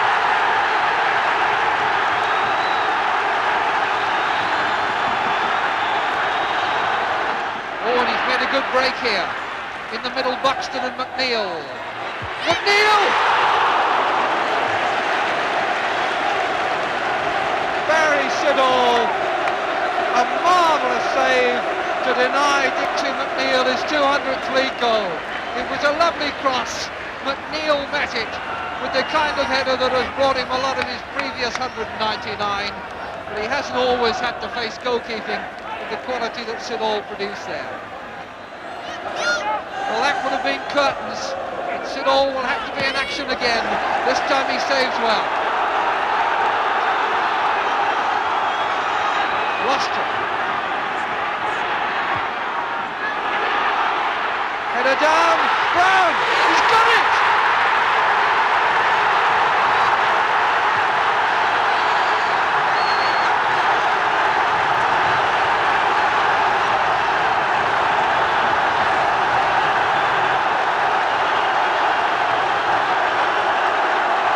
It's carnival time at the racecourse ground. In 60 seconds, Siddall at one end and Brown at the other have turned the game. Unfortunately, that win was not enough because Crystal Palace won a match they had in hand against Burnley to end Sunderland's promotion hopes and rue that disastrous game against Cardiff. In May, Billy Elliott was relieved of his duties and Ken Knighton, who'd served under Adamson and Elliott, was offered the manager's job by Chairman Keith Collins. So, after coming so close in 2 seasons, could Sunderland do it in the 79-80 season? Well, if the way they played against a Paraguayan 11 in November was anything to go by, they were certainly ready. But it's the Paraguayans who attack first, and there's Kesey putting them one up very early in the match. A well-worked goal, well-deserved. Pop Robson corner for Sunderland. John Hawley's put to the ground by Cespedes. There can be only one decision for George Courtney. It's a penalty, and it's Pop Robson to take. 1-1, he rarely misses from the penalty spot. 1-1 for Sunderland. That's Bob Lee making it 2-1 with a beautiful half volley with his left foot. He hadn't been on long as a substitute.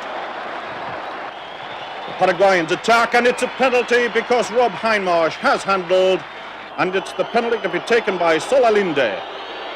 Barry Siddall to face, and he saves superbly. He'd been on only 8 minutes as a substitute, beautifully handled. But there's the Paraguayans again, a good move on the right. The ball's pulled back, and Cespedes makes it 2-2. He was the man who conceded that penalty. He's the skipper.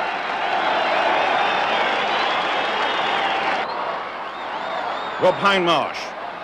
And a beautiful ball for Tim Gilbert. He's beaten the offside trap. He has time to centre. And it's a beautiful cross for Gordon Chisholm to make it 3-2 for Sunderland. John Hawley throw. The ball missed deliberately, but not by Sean Elliott. He makes it 4-2 for Sunderland.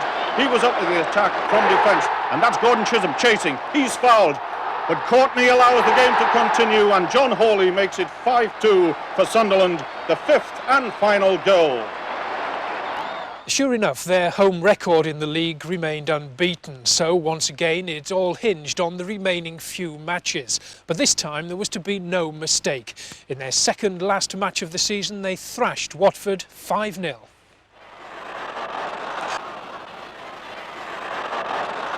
The first came when Sunderland forced a corner, which Pop Robson headed home. Mick Buckley made it 2 with a great left-foot shot. Sean Elliott scored the third with a fine drive.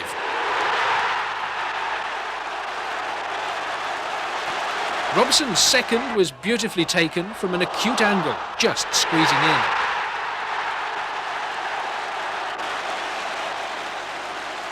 And Sean Elliott got the fifth with a fine run and rasping shot.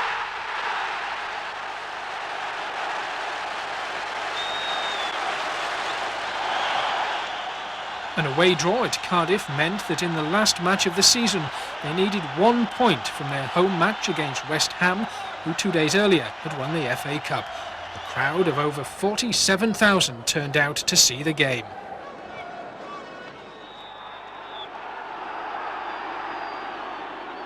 This time they were determined to make no mistakes, although there was plenty of tension in the Sunderland dugout. An early spell of pressure from Sunderland saw some chances. Hawley testing the West Ham keeper with a right foot drive. But then came the breakthrough. Hawley laid a pass back and twice the West Ham defence could not clear the ball. A Robson shot was only parried by the keeper and Arnott was following up to drive it home.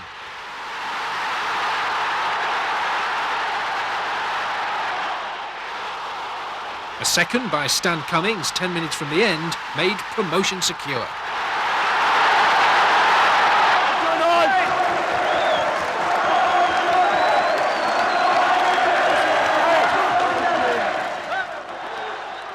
The spectators were absolutely jubilant, forcing the team to come out for a lap of honour.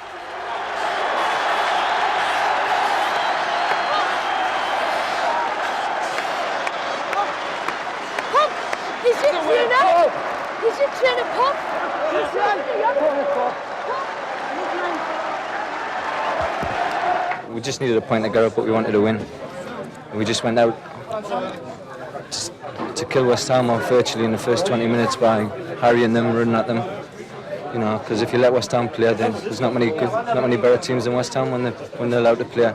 So we didn't allow them to play. Oh, it's been the highlight of my career tonight. You know, since I left Middlesbrough and went 6 months in the second division to go straight back up. It's highlighted my career. And you got the goal that was the winning, the important one. Aye, well, the lads were saying I've been drying up all week, you know, not scoring in five-a-sides, and I haven't scored for a few weeks in the matches, and I got one tonight to show them. Yeah, it's been nice to be involved in 2 celebrations in 3 days. Particularly pleased with the little man, little Pop, who is a good mate of mine. And can we have him in here with you? Go on, let's get him. Better cover yourself up, right? But I'm pleased for Bob. I think it's terrific for him to go up, and I think the supporters were great tonight. Got behind the team, and the fact that he haven't lost at home all season, I think sums it up. Really deserves it. I certainly wish them all the best, and with these supporters, they must have a chance. I'm delighted that 47,000 people turned up tonight, and in true Wayside fashion, they got behind the team, and I thought they were absolutely magnificent. What did you feel when the final whistle went? I don't know. What did we feel? Well, I think we thought, honestly, it was over before the final whistle went, of course, but I really fought for him 10 minutes to go because he deserves it. I mean, he's brought the players, well, he's brought some players and he's brought the staff, but he deserves it more than anybody else. And I would imagine it must be the finest moment in his life, in his footballing career, 10 minutes before the final whistle. So, yet again, Sunderland were back in the First Division. This time, they were to stay there for 5 seasons, but their record was less than thrilling. Their first season back in 80-81 started well, with a 3-1 victory over Everton. It's Mixon again supporting. Hartford with time in the middle to have a look around. Latchford, but pressured out of it by the Sunderland defence. Buckley looking for Brown, and Brown could be on a run here. Brown's gone past McDonough, he's a long way out. Chaos in the middle of the Everton defence there, and Jim McDonough won't be happy with that one. Well, he better hurry up, or else Mr. Peck will have him in the book as well. Arnott pushing the ball through. Cummings nearly got away from Gidman. Cummings could get away from him this time, and that's a penalty. No doubt about that one from the referee. Gidman committed the offence. It was Gidman who cleared it. When it was got back in to Stan Cummings, he turned him well, and Gidman was struggling with that on in, and down went Cummings. Hawley with the kick. That's it, 1-0 for Sunderland. John Hawley the scorer from the penalty spot. John Hawley opened Sunderland's scoring account in the First Division. The free kick is to Sunderland, which Kevin Arnott will take. Played up the line for Hawley, the goal scorer. He will have to turn Ratcliffe, which he does. He gets across him. Cummings, that's 2-0! Stan Cummings, the wee fellow, pops in with a header. And Everton were once again a 6s and 7s at the back. And Stan Cummings, who got so many crucial goals last season, pops in for a His first goal for Sunderland in the First Division. All credit to Big Sam Allardyce. His presence up there so important. Delighted fans there. Sunderland go 2 up. Allardyce there at the back of the box. And Cummins just nipped in and into the roof of the net.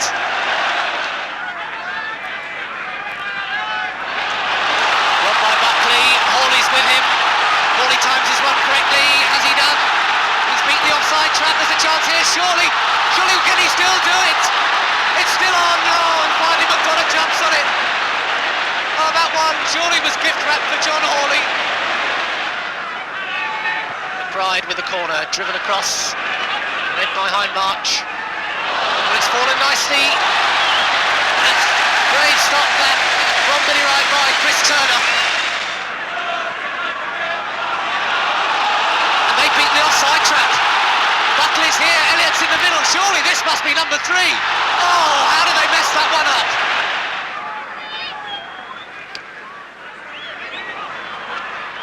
Hartford to McBride.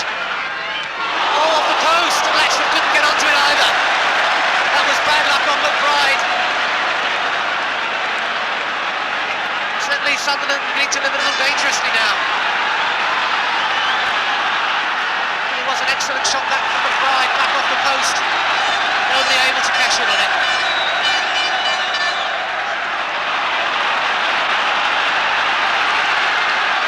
Latchford's got spare now, and that one's wide as well.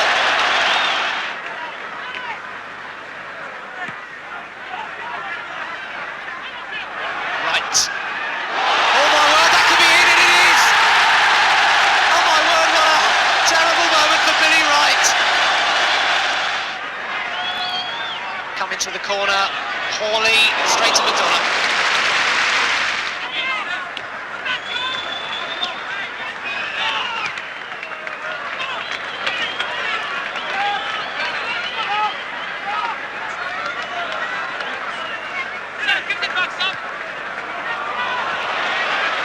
With a tackle.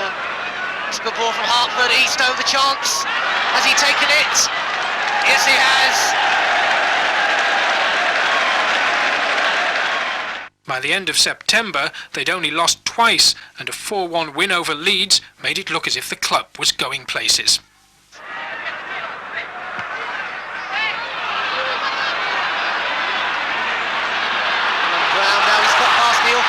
He had the pace then, can he square it? And Pop Robson scores for Sunderland. And that was a typical Pop Robson goal. Lurking there in the penalty area, just waiting for the little chance to pop up. Good work by Brown. And there was Robson, thank you very much. And how many goals has Pop Robson scored like that one? So we've already had a crack at goal from Sean Elliott from a free kick about this distance out. What will they try this time? Arnott in there, aimed to the back of the box. Rowell, Robson. That should have been 2, and it might still be yet. Eddie Gray finally clearing it away. Oh, Pop Robson was lurking again there in that 6-yard box. But the ball just wouldn't fall for him, but it might fall for Stan Cummins now, and he's got past him. Cummins, lovely skill, Robson. It's there.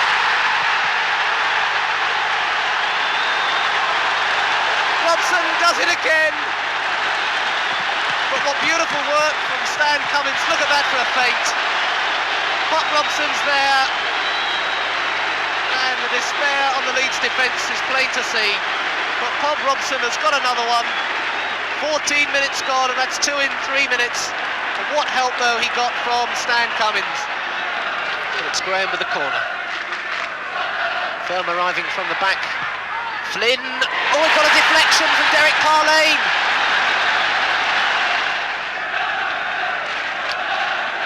Whitworth with the kick towards Alan Brown. Play on, says the referee, as Brown gets the cross in. Cherry is underneath it. Whitworth again. Allardyce, a little touch. Hurd is under pressure. Hart is under pressure. Arnott's looking to get it back, and he has done. Rowell, and it's in from Gary Rowell. for a goal has ended. It's 18 months since he got one. And no wonder he's delighted. It needed Kevin Arnott's skill to get the ball back into the middle. Raul came in, and it got a little bit of a deflection off Lynn as well, I think. But that goal credited to Gary Raul. Joe Bolton. Alan Brown looking to turn Paul Hart. He might well have done. And the speed's taken him away. Came off Brian Flynn in the middle, but Alan Brown really has got tremendous acceleration. Back straight to Whitworth. There's no relief for Leeds yet. Alan Brown, chance to shoot. Oh, he's tucked that one away nicely. But then came a slump. After that Leeds game, they were only to win 3 of their next 17 games, pushing them down into the relegation zone.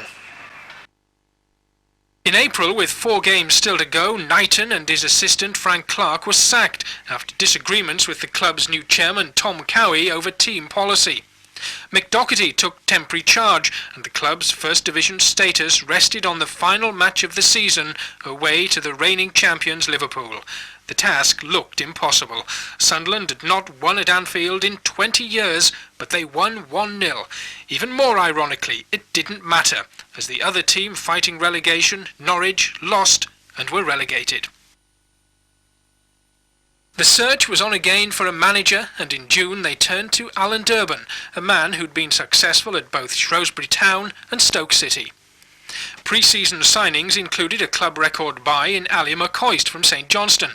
Also, the club had a complete new style strip of narrow red stripes on a white background, red shorts and socks.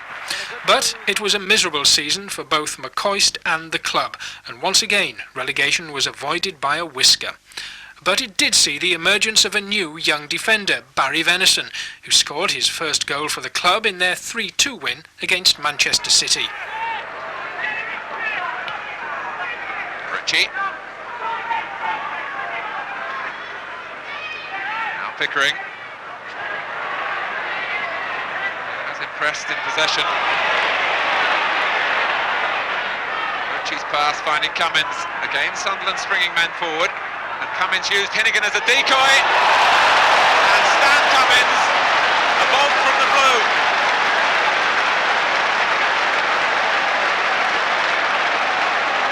To illuminate what has been a fairly turgid first half, but a fine shot that beat Joe Corrigan to the wide. 7 City players in the Sunderland area. Kevin Bond is one. And it's in. It's Francis. And that is the 150th goal of his league career. Not perhaps the most spectacular, but for Manchester City, vitally important.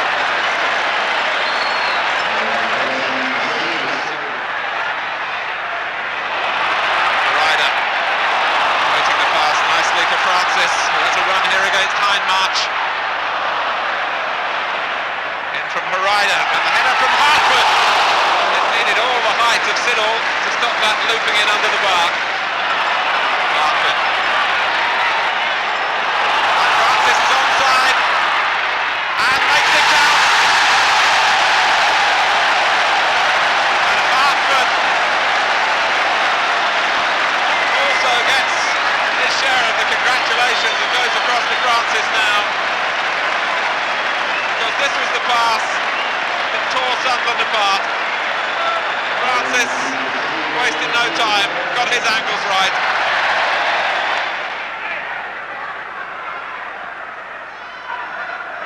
Ritchie, good control on the chest. First time pass from Cummins, and then from Buckley. And the back pass from Kate, and McCoist misses an opportunity that was absolutely gilt-edged. Good work from Caton. Francis looking to feed on Hartford again. And Siddall timed his approach well and bravely.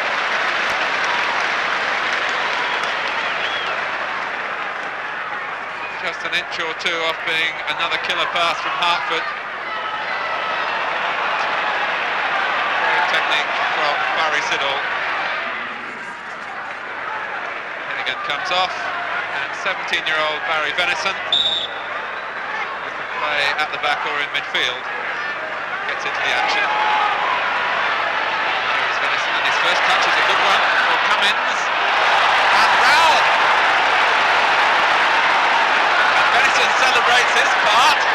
What a substitution. Rowell gets the congratulations as the scorer. Here was Venison.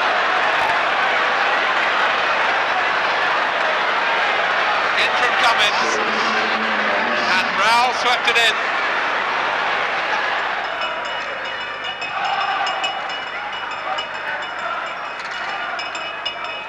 With 4 men forward here, one of whom is Cummins and McCoist. Here's Buckley.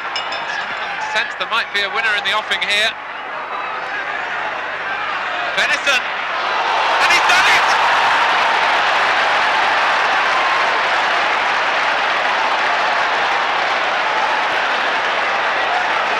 The first goal in league football for Barry Venison. Truly spectacular style. The 82-83 season saw the club again finish near the bottom in 16th place. One of the few highlights came just before Christmas when Gary Rowell scored a hat-trick against Arsenal.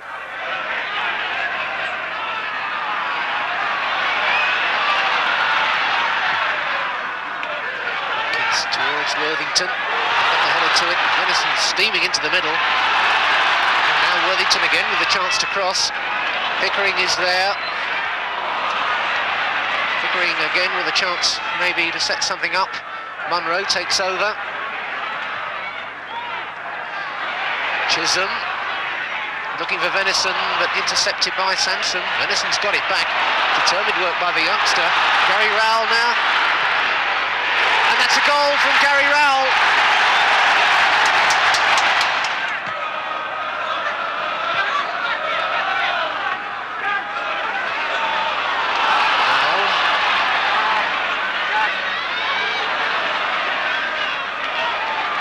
Towards Worthington, Cummins, and over the bar.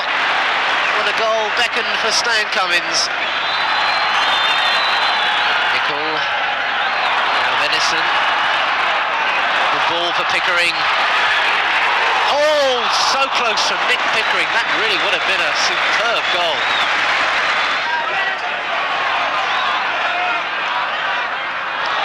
Turn from Worthington.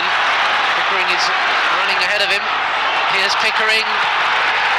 Oh, tipped onto the post. And Pickering again is away.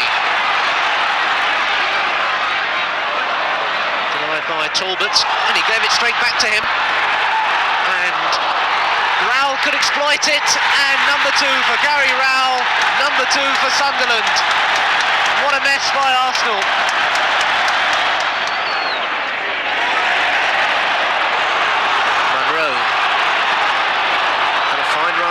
From Pickering into the middle from Gary Rowell. Is this to be his hat-trick? It's the hat-trick for Gary Rowell. Superbly finished off, acknowledged by the crowd. The work done by Pickering, who picked out his colleague. And Gary Rowell really won to squander a chance and not when a hat-trick beckons. It wasn't a lot better the following season. A good third-round win against Bolton did briefly raise hopes that another FA Cup run might be on. It also saw Lee Chapman's first goal for the club. Sunderland, who faced 3rd Division Bolton on a quagmire of a pitch at Burnden Park, were in no mood to join the casualty list of big clubs. This cross by Nick Pickering caught Bolton keeper Simon Farnworth in 2 minds, and Colin West nipped in for Sunderland's first just before the interval. Midway through the second half, Lee Chapman repaid some of his £100,000 transfer fee with a fine solo goal, his first since joining Sunderland from Arsenal last month. But Chapman's exaggerated show of delight earned him a rebuke from manager Alan Durban after the game. With 4 minutes left, a long crossfield ball from Paul Bracewell found West free in the Bolton area. His shot was going wide, but an alert Gary Rowell was there to turn the ball in. 3-0 to Sunderland, and they'd overcome a potentially difficult hurdle with a highly competent display. Regretfully, the bubble burst in the very next round, when they were beaten at home by Birmingham City. In March, Alan Durban was sacked. Shortly afterwards, Len Ashurst took over as manager, but Sunderland only escaped relegation by winning at Leicester in the last match of the season. The 1984-85 season saw the arrival of Gary Bennett from Cardiff City, a player who was to become a club stalwart and eventually become captain. Also in that season, another club stalwart, defender Ruben Agbula, was signed from Southampton, and Roger Wilde from Sporting Lisbon. Wilde was only to make 8 appearances before being transferred to Barnsley. One of his 3 goals came in one of only 10 wins during the season, a 3-0 victory over Luton.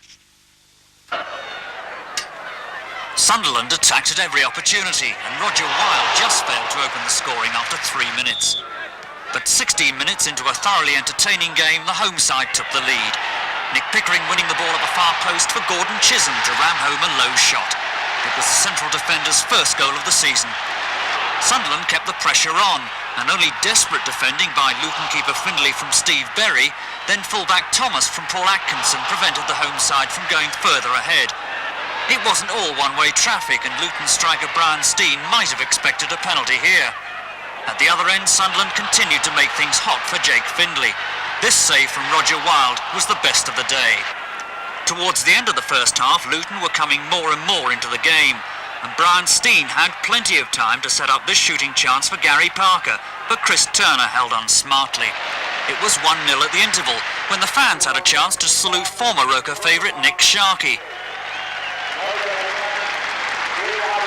With 8 minutes of the second half gone, he saw his old club increase their lead. Findlay blocked Atkinson's shot, but Howard Gale was tripped by Thomas, going for the rebound. A clear penalty, and Roger Wilde took full advantage. 2-0 to Sunderland, and the result surely a formality. Nick Pickering made absolutely certain 16 minutes from time. After Gale's shot was only parried, he followed up to open his goal-scoring account for the season. 3-0 the final score. A disastrous end to the season in the league saw them finish second bottom, so once again it was back to the second division. Yet strangely, this was the season when they had their best ever run in the League Cup. After beating Crystal Palace, Nottingham Forest, Spurs and Watford in earlier rounds, they met Chelsea in a 2-leg semi-final. Venison.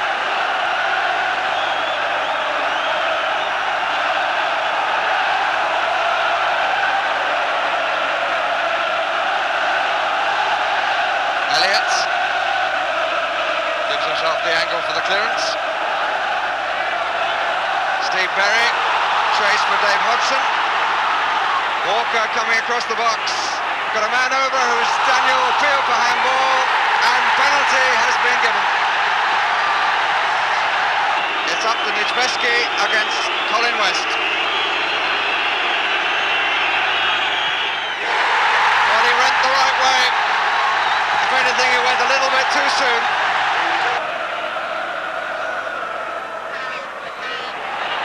West, he was pulled by Jasper. Not a penalty. No question. And the man who was fouled has the chance of his second penalty. Would be his 4th of the season and could be so important. Oh, and he got a hand to it. And West following up.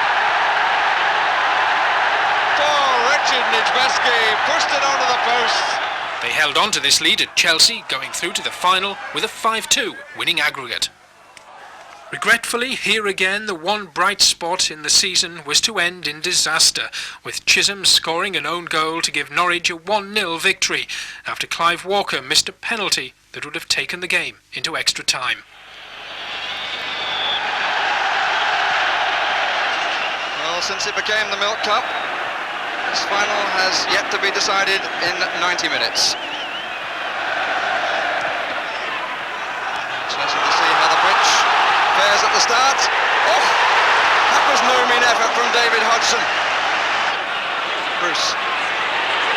Oh, why not? Barham, good save. Dean, up the line by the youngster, corner. Well, there's a story for you, the first of the final.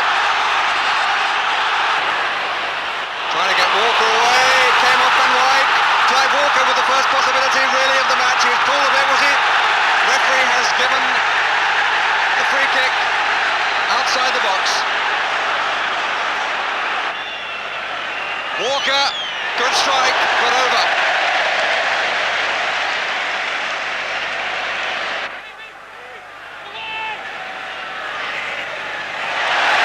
Good play by John Dean, it's still in. Shannon, good tackle. Oh, and it's an own goal. Came off Chisholm. Asa Hartford claiming it. But it got a deflection. And what a start to the second half, right in front of their own supporters.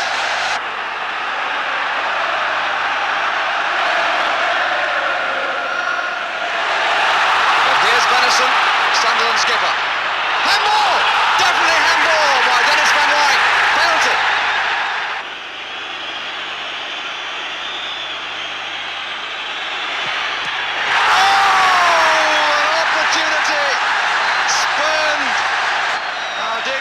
Have it covered.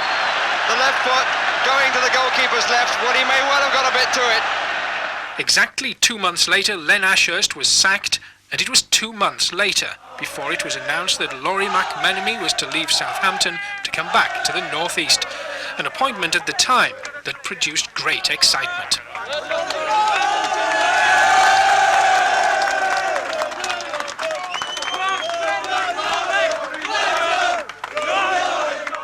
I felt I needed a change, whatever, and it could have well been away from football, but after a while and the persistence of Tom Cowie and the tremendous challenge here and the ability to get me teeth into a thing, and I feel I've still got an achievement, a football achievement left in me, and please God it comes here in the foreseeable future.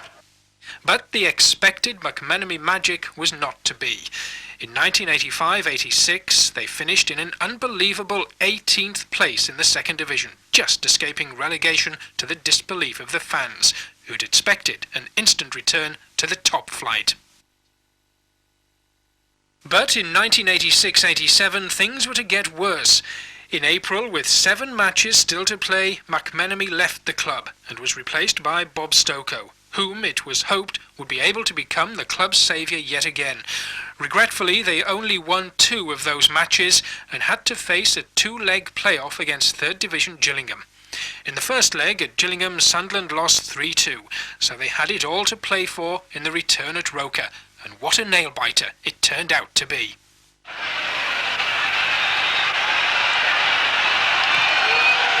Flagged ball, and it's there! Oh, Gillingham scored in the 2nd minute, and the scorer is Howard Pritchard, the Welsh international. A lovely free kick floated across from David Smith. Proctor. Kennedy wants it on the far side and gets it.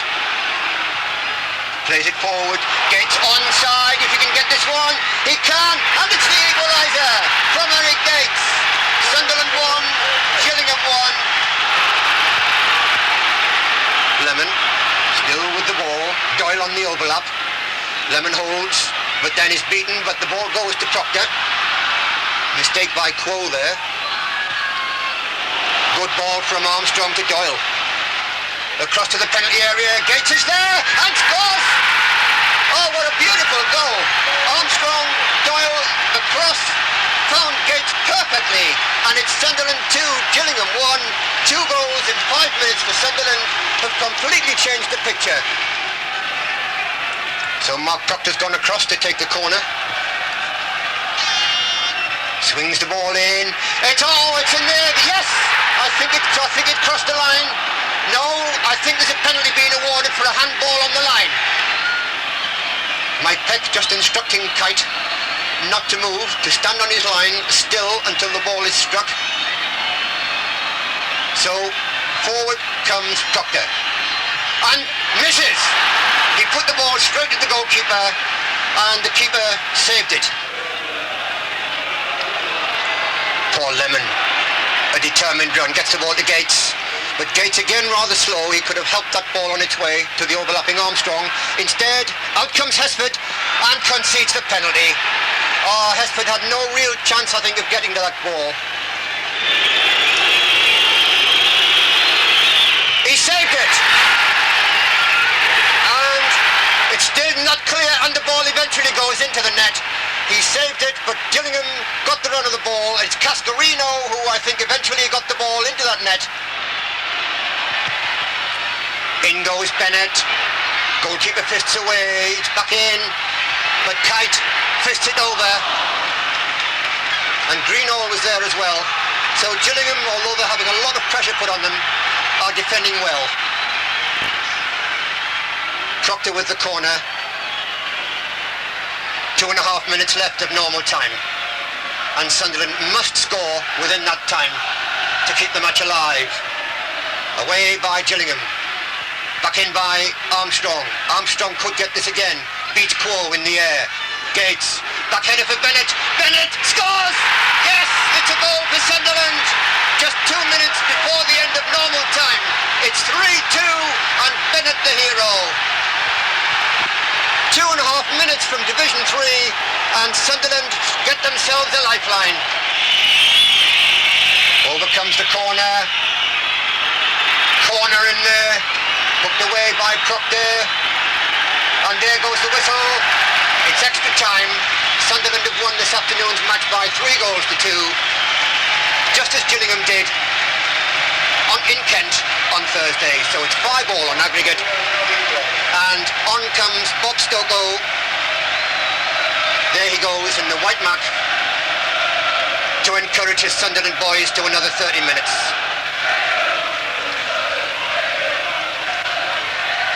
Quo. Elsie's cross. And it's turned in by Cascarino. The ball bobbled through the Sunderland defence and Cascarino strikes again for Gillingham. 3 minutes into the first half of extra time. Swindlehurst drives it wide for Bennett. Bennett's good header and it's there. Oh, tremendous goal by Sunderland. Oh, what a brilliant goal that was. And it's Keith Burton, the man to breathe life back into Sunderland. David Smith. Pierce! Good play by the Sunderland goalkeeper. And gets the ball. One last chance for Sunderland. No, there isn't. It's Division 3. Sunderland have won 4-3 on the day. But it's Gillingham, the Kent side, who go to meet the winners of the Swindon-Wigan tie in the final of the playoff. But at least Sunderland can go off with their heads held high. They've given it all this afternoon. Nobody could have asked for more of them. To score 4 goals and not stay in the second division is heartbreak. So the unthinkable had happened. Sunderland, for the first time in their history, were relegated to the 3rd division.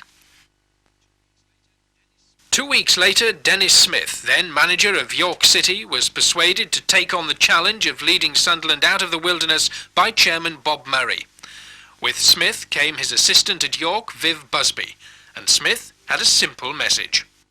There's only one target whenever you come with it to any football club, and that is to improve them and get them out of the division they're in, unless you're in the 1st division, and then it's to win the championship. So if you aim for the top, if you fall just below it, it's not too bad. But I mean, I want to get number 1 next year in the 3rd division.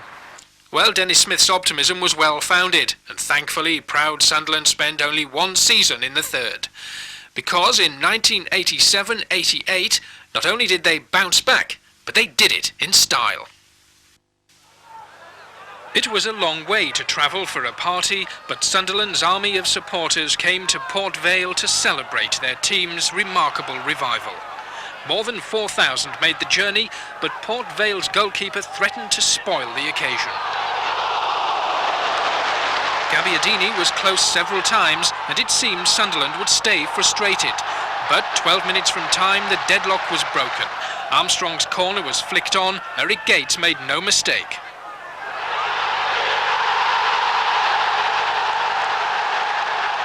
It was the signal for amazing scenes of celebration on the terraces and on the pitch. This is what they'd waited for. The party had begun. Manager Dennis Smith had staked his job on winning promotion at the first attempt. He couldn't hide his jubilation. He'd picked up the tattered remains left by Laurie McMenemy. This was his moment, and he savoured every second.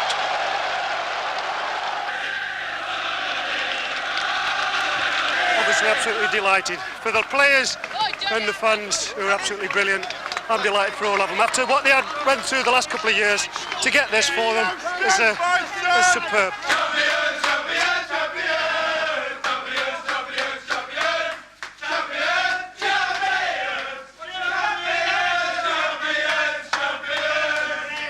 It's all just rewards throughout the season. We've worked hard and we are the champions, and we deserve to be champions of this division. But the final match at home against Northampton put the icing on the cake, with many fans arriving at the ground 3 hours early to make sure they could pay their tribute. Before the kick-off, every member of the Sunderland squad gets the chance to savour the carnival atmosphere. Sunderland had learnt they'd clinched the title before the game. Nearly 30,000 fans, the North East's biggest this season, eagerly await the kick-off. Northampton must have felt like spectres at the feast. They were playing for a place in the promotion playoffs. A win would guarantee that. They certainly weren't at Roker Park to join in the party. In fact, they almost spoilt it after just 7 minutes. Paul Culpin forcing a fine save from Ian Hesford. But on the half-hour, Sunderland took the lead. Eric Gates was brought down by Paul Wilson. Northampton protested their innocence. Gates stayed down to make the point. John MacPhail scored his 10th consecutive penalty.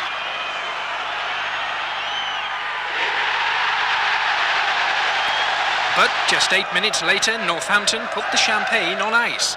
Tony Adcock equalising with an opportunist goal.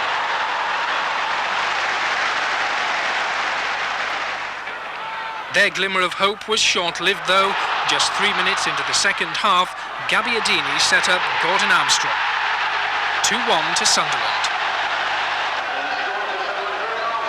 It was Armstrong in the thick of things soon after, but Gates' shot though was well saved.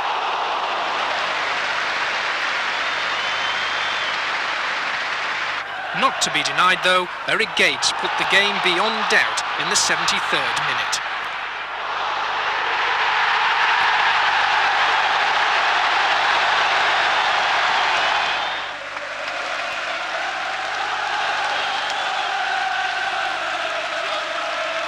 Sunderland are crowned champions of Division 3. The gloom left by Laurie McMenemy's reign is finally lifted. There's a smile again at Roker Park.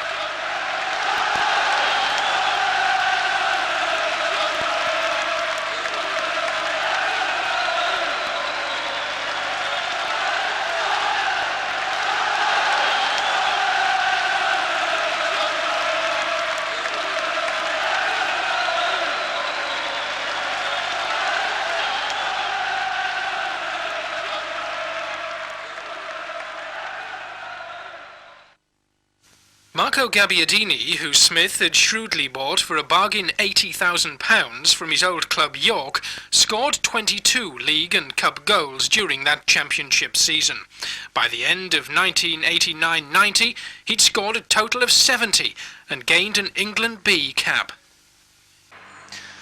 But their first term back in the second division was undramatic, with the club having to settle for 11th place, despite some good wins during the season.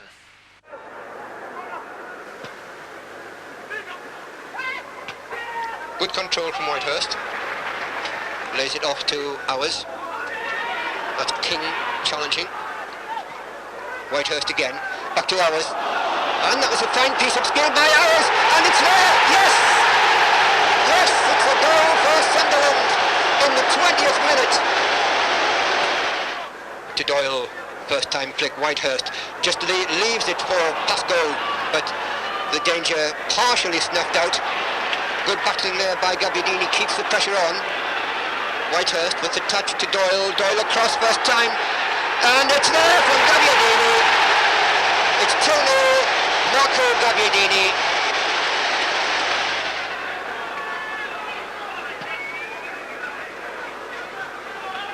Whitehurst waiting for it with Parkin. He's got there, and he scored! Oh yes, indeed. Agboola back on the left wing now.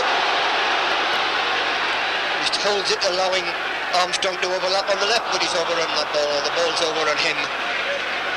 But Doyle keeps on the pressure, finds Armstrong. Armstrong with the cross to the far post, it's 4! Gabbiadini makes it 4. A lovely Armstrong cross in the 81st minute. So it's Armstrong with the corner. Curls the ball in, McPhail up there, headed away, it's coming back towards Armstrong. Owers gives it back to Armstrong. Owers back in, Knight coming for it, Bennett there, he's missed it, the goalkeeper missed it, but it was cleared. Now Gabbiadini can catch this, squares it back, Gates scores! Yes, Sunderland deservedly take the lead. Armstrong and Doyle, the two men closest, Gray lurking just behind. It's played wide to Owers. Owers gets there, chips it forward, and Gates makes it 2. Agboola again, Gates. Oh, what a great turn. Armstrong makes it 3.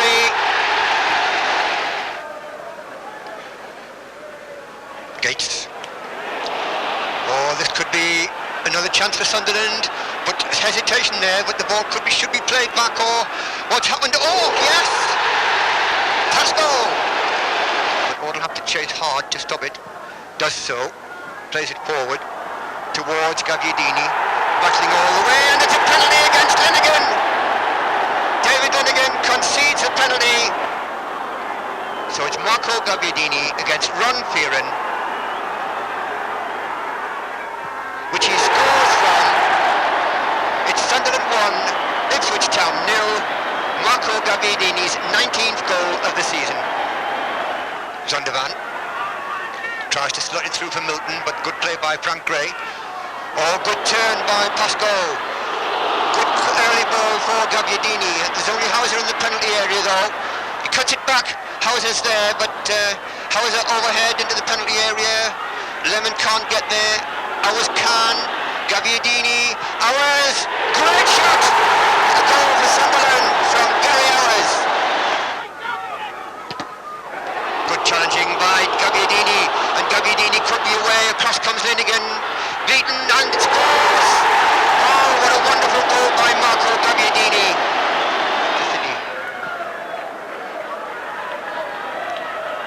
It's come towards Gabbiadini again. No toucher. This time it's for 1-2 with Gates. Gabbiadini. And the penalty brought down by Fearon. The referee quite right in not wanting to get involved in arguments. Well saved, but it's back with Gabbiadini. Nothing Ron Fearon could do about that. That's unlucky, and Gabbiadini I think is going in there, whereas he should have really have run away from it and celebrated. Gates doing his best to keep things under control, and Gabbiadini could well be joining Gray and Armstrong for Sunderland in the referee. Oh, he's off! He's been sent off. But among all the strange things that have befallen this club over its 100 years, its promotion back into Division 1 in time to celebrate its centenary year was most amazing, and one that will be talked about for years to come. Mind you, that shouldn't detract from the fact that they played some attractive football too. 2 games in particular stood out, against Watford and West Ham. Sunderland being forced across the field though instead of forward, but that's a good ball to find Agboola.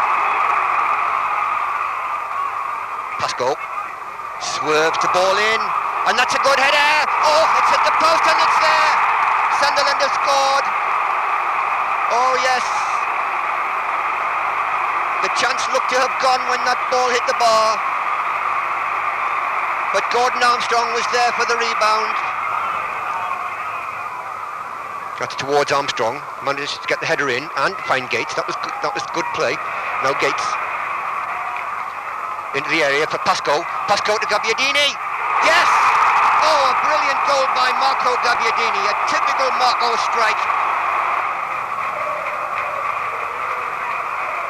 Too high for Gates. Bracewell's touch. Armstrong. Now, yes, Gabbiadini. Yes!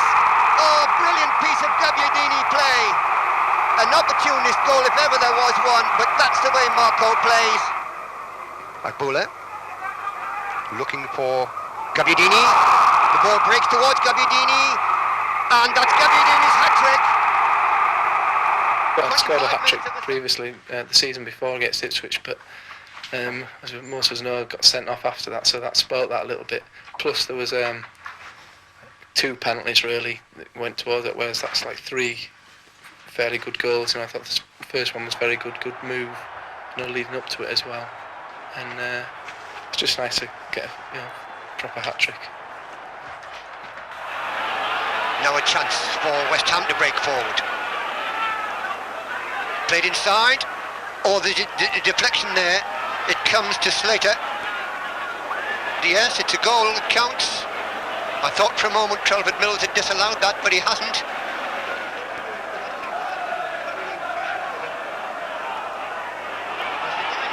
Yes! It's Brady with his first goal for Sunderland. Kieran Brady.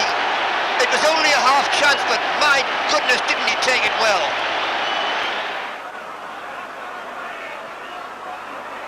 This is a good move by West Ham. The ball played across, and it's there. It's headed in. Quinn again. Now, McPhail. Great turn by Brady. And again, still going. Penalty. Sunderland have the penalty. A brilliant run by Kieran Brady. That's just the sort of run that does cause defenders worry, concern, trouble. And that's what happened.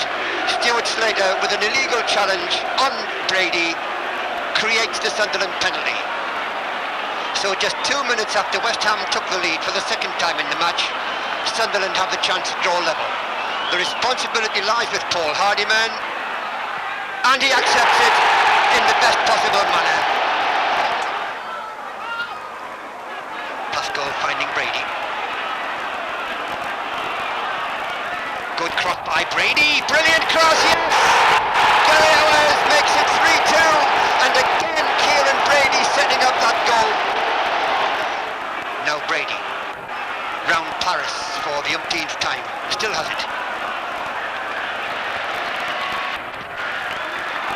Knocked forward for Gabbiadini. Gabbiadini tricks his man, he's in the penalty area, still going, and scores, yes, a brilliant individual goal by Marco Gabbiadini. Allen looks for the 1-2 with Brady, and there it is. It's Trevor Morley pulling another goal back for West Ham. But in the end, Sunderland finished 6th and had to rely on the playoffs to see if they'd be competing in the First Division in time to celebrate their centenary year. And things were looking good when they went to St James's and beat Newcastle in the second leg of the semi-finals. John Kay with the throw. Owers. Chance here for Gates, and Gates has scored! Eric Gates shoots Sunderland into the lead, and that's a very important goal indeed. Hoists it towards that 6-yard box. Oh, they've missed it. Chance here. McGee must score. Blocked by Norman. Quinn can't get it under control. Headed out again. Aitken to Quinn. Bennett got above him. This is Paul Bracewell. Good ball for Gabbiadini. Gabbiadini deciding to have a run at Scott, getting past him. Burridge has stayed on his line. Oh, and a deflection there. Burridge did well to recover. So Ruben Agbula, who made over 100 appearances for Southampton, knocks in the free kick. Met by Anderson. Gates, nice touch to Gabbiadini. There's the cross, Stimpson's there, it must be a goal! Oh, Stimpson did well to recover. and Gary Howes can't believe it. Ekbula's header. Warren Hawke beginning to find a little more space on this side as Newcastle commit more bodies to the attack. Gabardini now, Gates, Gabardini, a chance here for him to sew it up, and he's done that! 5 minutes left for play. The Gates-Gabardini combination works, and Sunderland are surely on their way to Wembley. Regretfully, they lost the playoff final against Swindon at Wembley, never playing anywhere near their potential.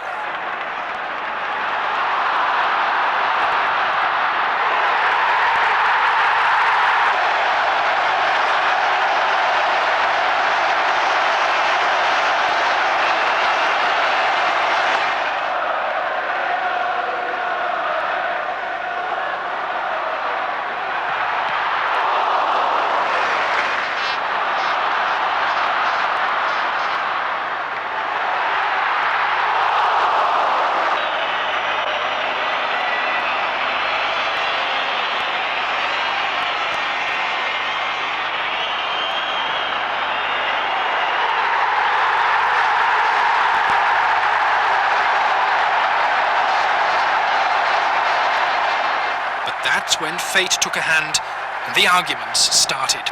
Swindon were not allowed by the Football League to take their place in Division 1 because of misdemeanours by the previous management of the club. Instead, they decided Sunderland, as runners-up in the playoff final, should be promoted. There were protests from other clubs, including Newcastle United, who'd finished third in the division. But the league remained firm, and Sunderland took their place in Division 1 in time for their centenary year.